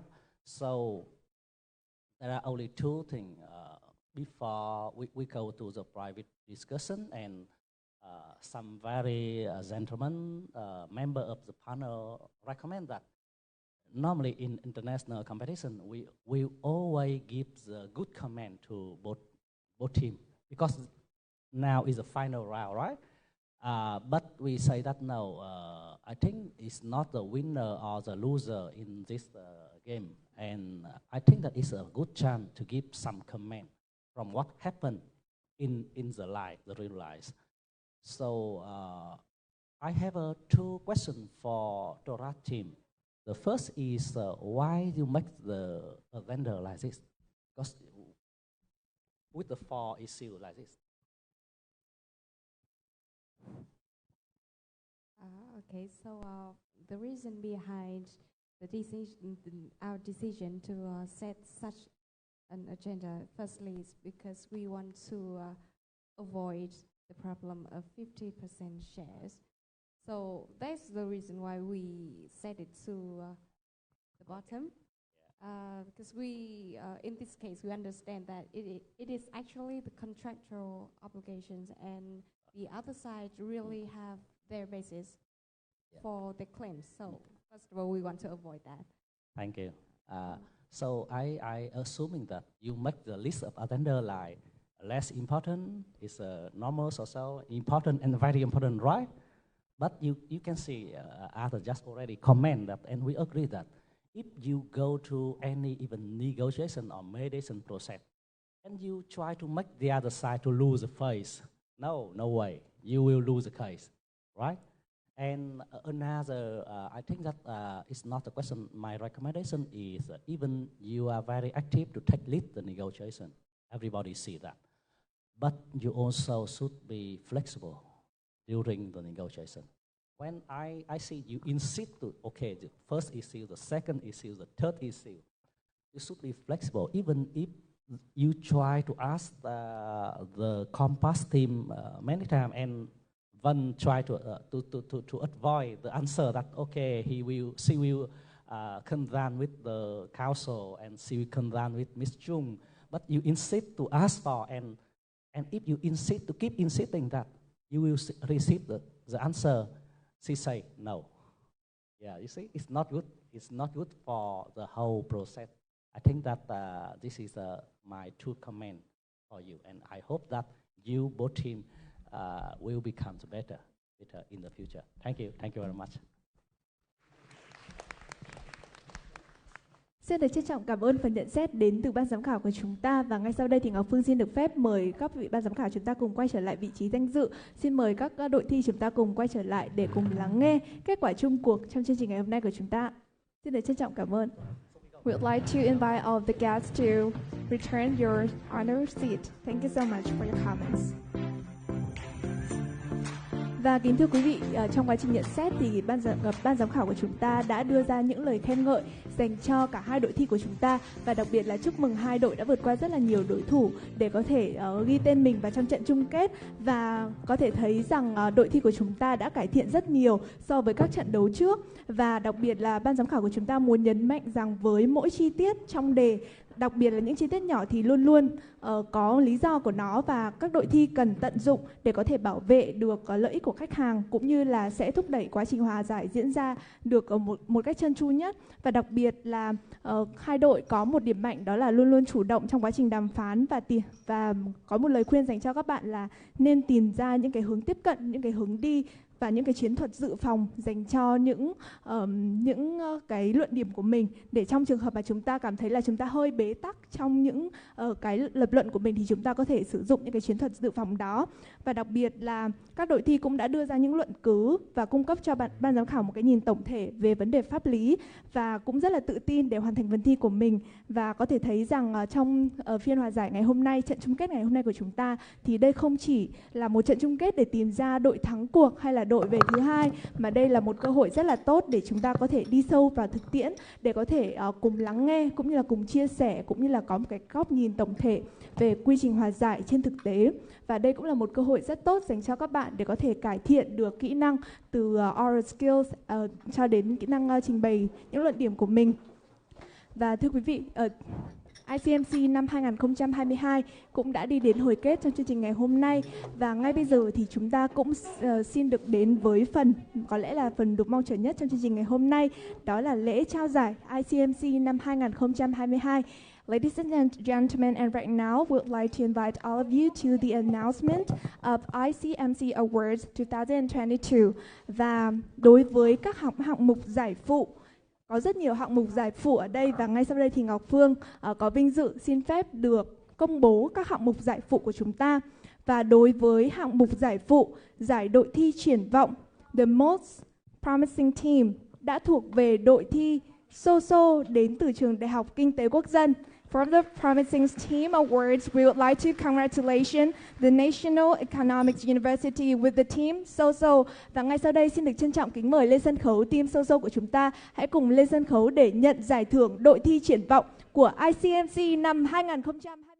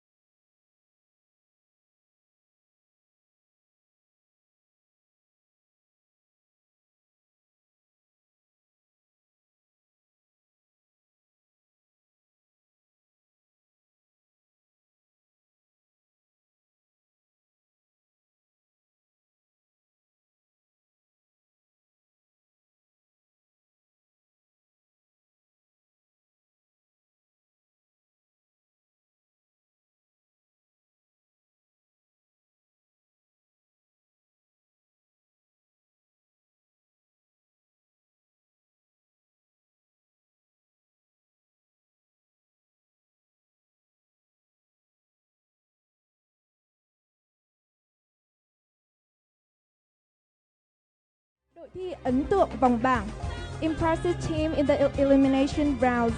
Xin được chúc mừng đội thi The Foremost đến từ Đại học Ngoại thương. We would like to congratulations for the impressive team in the elimination rounds, the team foremost from the Foreign Trade University.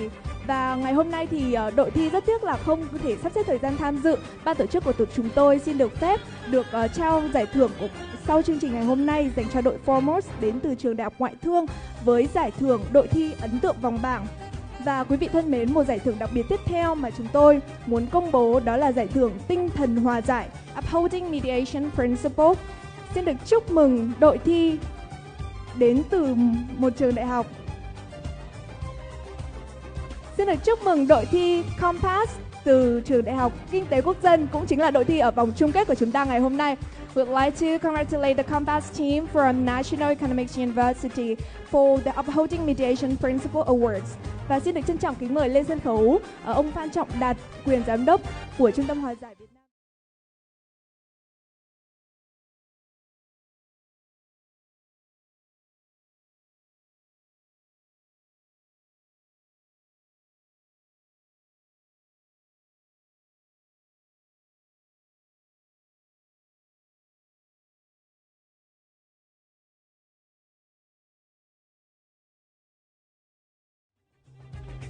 Một lần nữa xin được chúc mừng đội thi COMPAS đến từ Trường Đại học Kinh tế Quốc dân với giải thưởng tinh thần hòa giải. Once again, congratulations the team COMPAS from National Economics University. Xin được trân trọng cảm ơn ông Phan Trọng Đạt, quyền giám đốc Trung tâm Hòa giải VMC. Thank you so much, Mr. Phan Trọng Đạt, Acting Directors of VMC. Và quý vị thân mến, chúng ta sẽ cùng tiếp đến với hạng mục giải phụ tiếp theo, luật sư đại diện triển vọng, dành cho một cá nhân vô cùng xuất sắc trong chương trình ngày hôm nay của chúng ta. Trong trận chung kết, cô ấy đã cho thấy được khả năng về mặt trình bày những quan điểm của mình, cũng như là đã rất là triển vọng trong suốt cả hành trình ICMC năm 2022. Xin được chúc mừng giải thưởng luật sư đại diện triển vọng. The next we would like to congratulate the Promising Mediation Council Awards. Xin được chúc mừng Đào Linh Chi đến từ team Chaurat, Trường Đại học Luật Hà Nội. Would like to congratulate Miss Đào Linh Chi from Chaurat.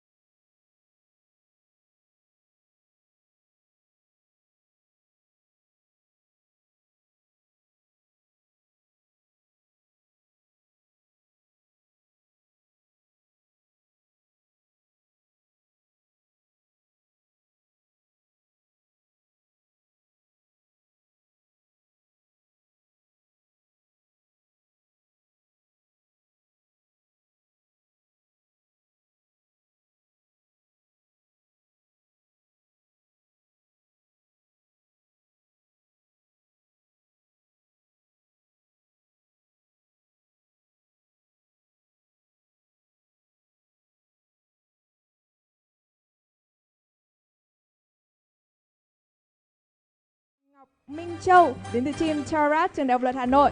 Congratulate Miss Trần Ngọc Minh Châu from Hà Nội Law University, team Chaurat for the Best Mediation Council. Và xin được trân trọng kính mời ông Phạm Duy Khương, đại diện nhà tài trợ.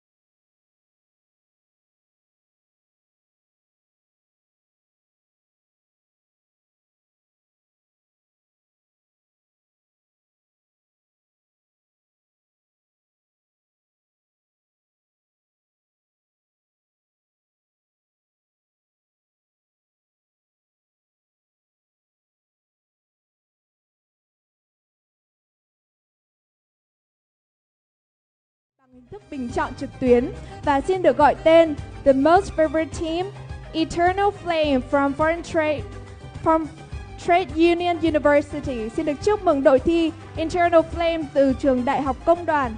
Xin mời các bạn hãy cùng lên sân khấu để nhận giải thưởng của chương trình.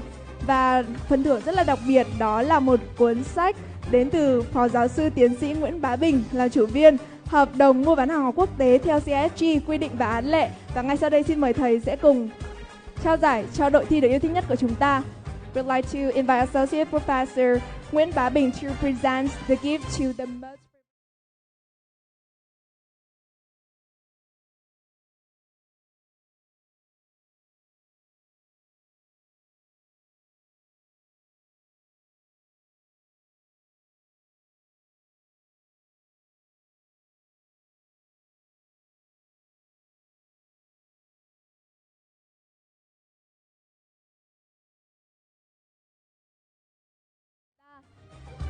Xin được trân trọng cảm ơn Phó Giáo sư Tiến sĩ Nguyễn Bá Bình. Thank you so much, Associate Professor Nguyễn Bá Bình.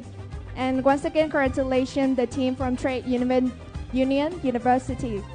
Và quý vị thân mến, về hạng mục giải đồng, xin được chúc mừng và gọi tên đội thi LACOM đến từ Trường Đại học Kinh tế Luật Hà Nội. For the bronze prize, we'd like to congratulate the LACOM from University of Economics and Law from Ho Chi Minh City. Xin mời các bạn hãy cùng lên sân khấu và nhận giải đồng của ICMC năm 2022. Và ngay sau đây xin được trân trọng kính mời lên sân khấu Phó Giáo sư Tiến sĩ Nguyễn Bá Bình và ông Phan Trọng Đạt sẽ lên sân khấu để trao giải thưởng cho đội thi giành giải đồng trong chương trình ngày hôm nay của chúng ta đến từ Trường Đại học Kinh tế Luật.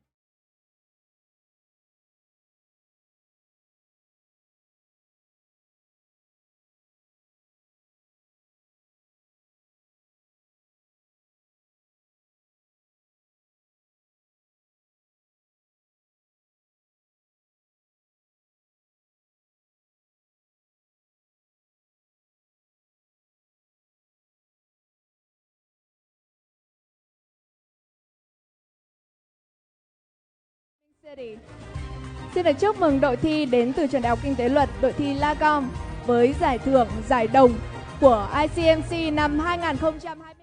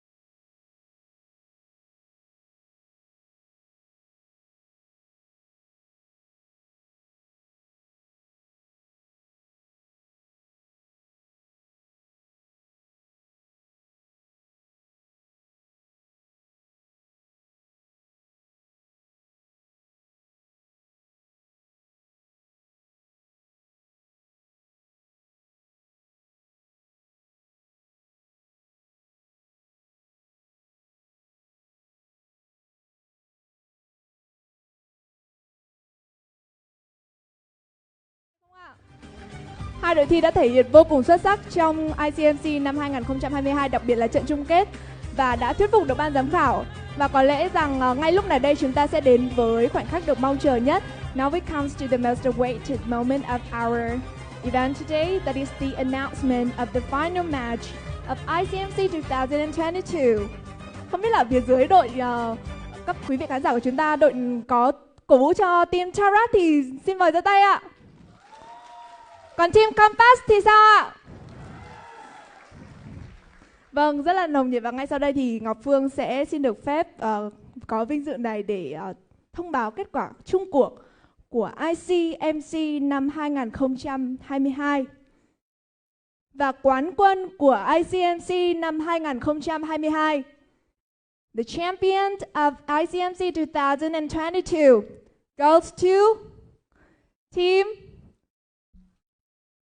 nào ạ? Tarat from Hà Nội Law University. Xin được chúc mừng đội thi Tarat đến từ Trường Đại học Luật Hà Nội. Và đồng nghĩa với đó là đội thi Compass đến từ Trường Đại học Kinh tế Quốc dân đã xuất sắc trở thành Á quân của ICMC năm 2022.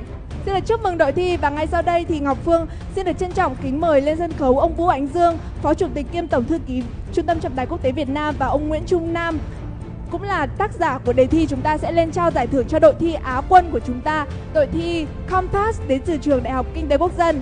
Right now we'd like to invite Mr. Vũ Ánh Dương and Mr. Nguyễn Trung Nam to come up on the stage.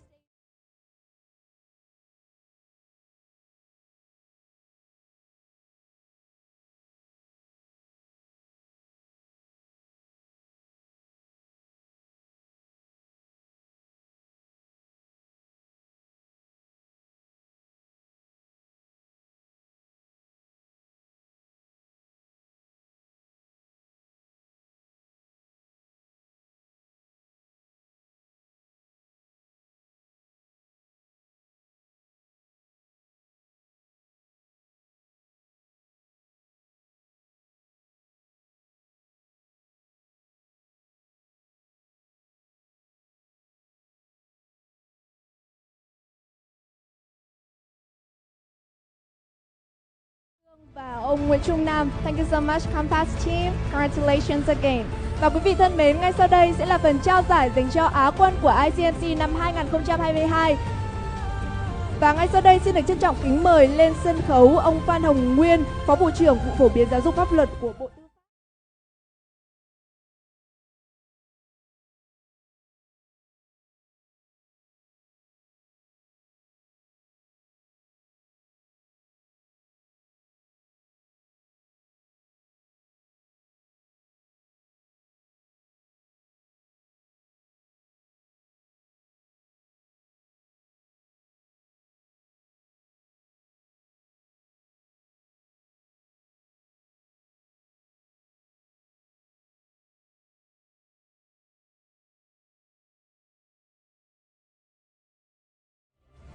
Đây là một hành trình thực sự đáng nhớ của tất cả các đội thi đến từ các cơ sở đào tạo luật hàng đầu cả nước. Và đặc biệt xin được chúc mừng cho đội thi THOA đến từ Trường Đại học Luật Hà Nội đã xuất sắc giành vị trí quán quân giải vàng của ICMC năm 2022. Và hy vọng rằng với thành công này thì các bạn sẽ tiếp tục nỗ lực trên con đường.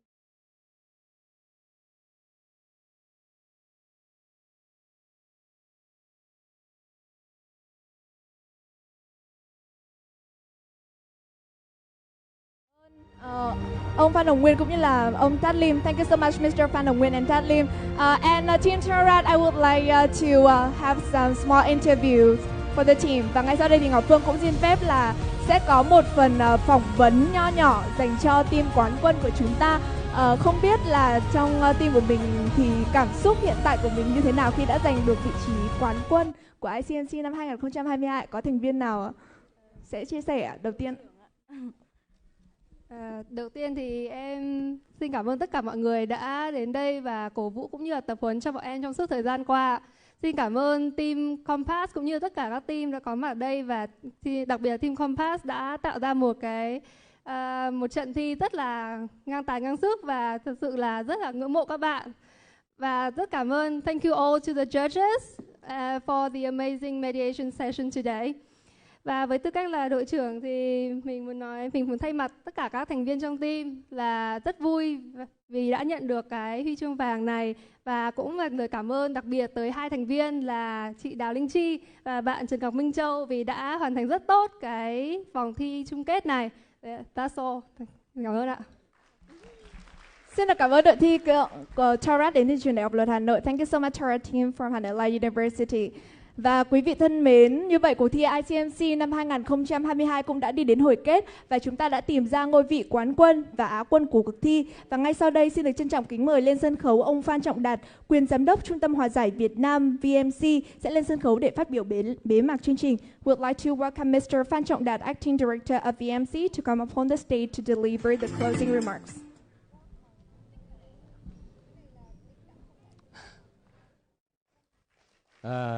Xin tôi thay mặt ban tổ chức được phân công để phát biểu bế mạc. Thế thì bế mạc ra sao?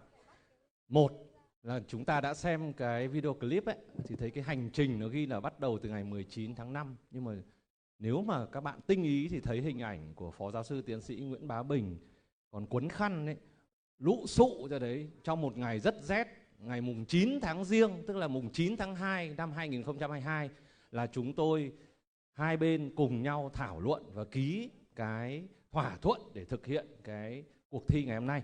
Cho nên chúng ta có thể nói là lịch sử là bắt đầu từ hôm rất là rét là mùng 9 tháng Giêng năm nay. Và hôm nay là 30 tháng 9 năm 2022 thì chúng ta đã có được các giải, các đội về nhất, về nhì, về ba. Những cái điểm đấy thì thực sự chúng tôi thay mặt cho ban tổ chức chúc mừng các đội thi, chúc mừng các đội có giải, các đội chưa có giải. Chúng tôi cũng thay mặt cho ban tổ chức vô cùng cảm ơn các hòa giải viên của Trung tâm Hòa giải Việt Nam thuộc VIAC, các chuyên gia, các nhà tài trợ, các trường, các bạn sinh viên, các đội thi và tất cả các bạn đã tham gia tổ chức cái chương trình ngày hôm nay. Chúng tôi cũng rất là cảm ơn sự hiện diện của quý vị, của các thầy cô, các bạn sinh viên để tiếp thêm năng lượng cho cái chương trình ngày hôm nay. Về hòa giải mà nói thì chúng ta thấy rằng là nó mới nhưng nó rất là rực rỡ, nó rất là tiềm năng. Và chúng ta thấy qua cuộc thi lần đầu tiên về hòa giải thương mại bằng tiếng Anh của chúng ta ngày hôm nay, chúng ta đã thấy được điều đó. Chúng ta rất là tự tin trong các cái cuộc thi tiếp theo, không những là ở Việt Nam mà có thể là các đội quân của chúng ta tham gia rất nhiều các cuộc thi về hòa giải nước ngoài tổ chức tại nước ngoài. Mà thực sự cũng xin kể lại rằng là chúng ta cũng đã từng tham gia các cuộc thi hòa giải thương mại tại nước ngoài và đã có giải rồi. Nay chúng ta hoàn toàn tự tin hơn nữa để tham gia nhiều hơn nữa ở các cuộc thi đó. Thế thì lời cuối cùng thì tôi xin được thay mặt cho ban tổ chức chúc sức khỏe tất cả các quý vị, các thầy cô giáo, các bạn sinh viên. Chúc cho phương thức hòa giải của chúng ta sẽ dần dần lan tỏa và tương lai rất là rạng rỡ. Mặc dù bây giờ chúng ta chuẩn bị kết thúc vào cuối tuần, nhìn sang bên phải đây thì trời cũng đã tối nhưng mà không còn mưa nữa. Chúc sức khỏe mọi người, chúc thành công và hạnh phúc. Xin được trân trọng cảm ơn ông Phan Trọng Đạt, quyền giám đốc của VMC, và quý vị thân mến, chúng ta cũng đã đi đến những giây phút cuối cùng của chương trình ngày hôm nay. Một lần nữa thay mặt ban tổ chức chương trình xin được gửi tới toàn thể các quý nhà tài trợ, bảo trợ, các thầy cô cùng toàn thể các bạn sinh viên đã về tham dự một lời cảm ơn sâu sắc, và quý vị đã làm nên thành công của ICMC năm 2022. Kính chúc quý vị sức khỏe, hạnh phúc và thành công, và một lần nữa chúc cho team THIA và team Compass sẽ tiếp tục trên những hành trình chinh phục những đỉnh cao phía trước của các bạn. Once again, we'd like to deliver our best wishes to distinguished guests, ladies and gentlemen, and thank you so much for joining us for the final match of ICMC 2022. Thank you.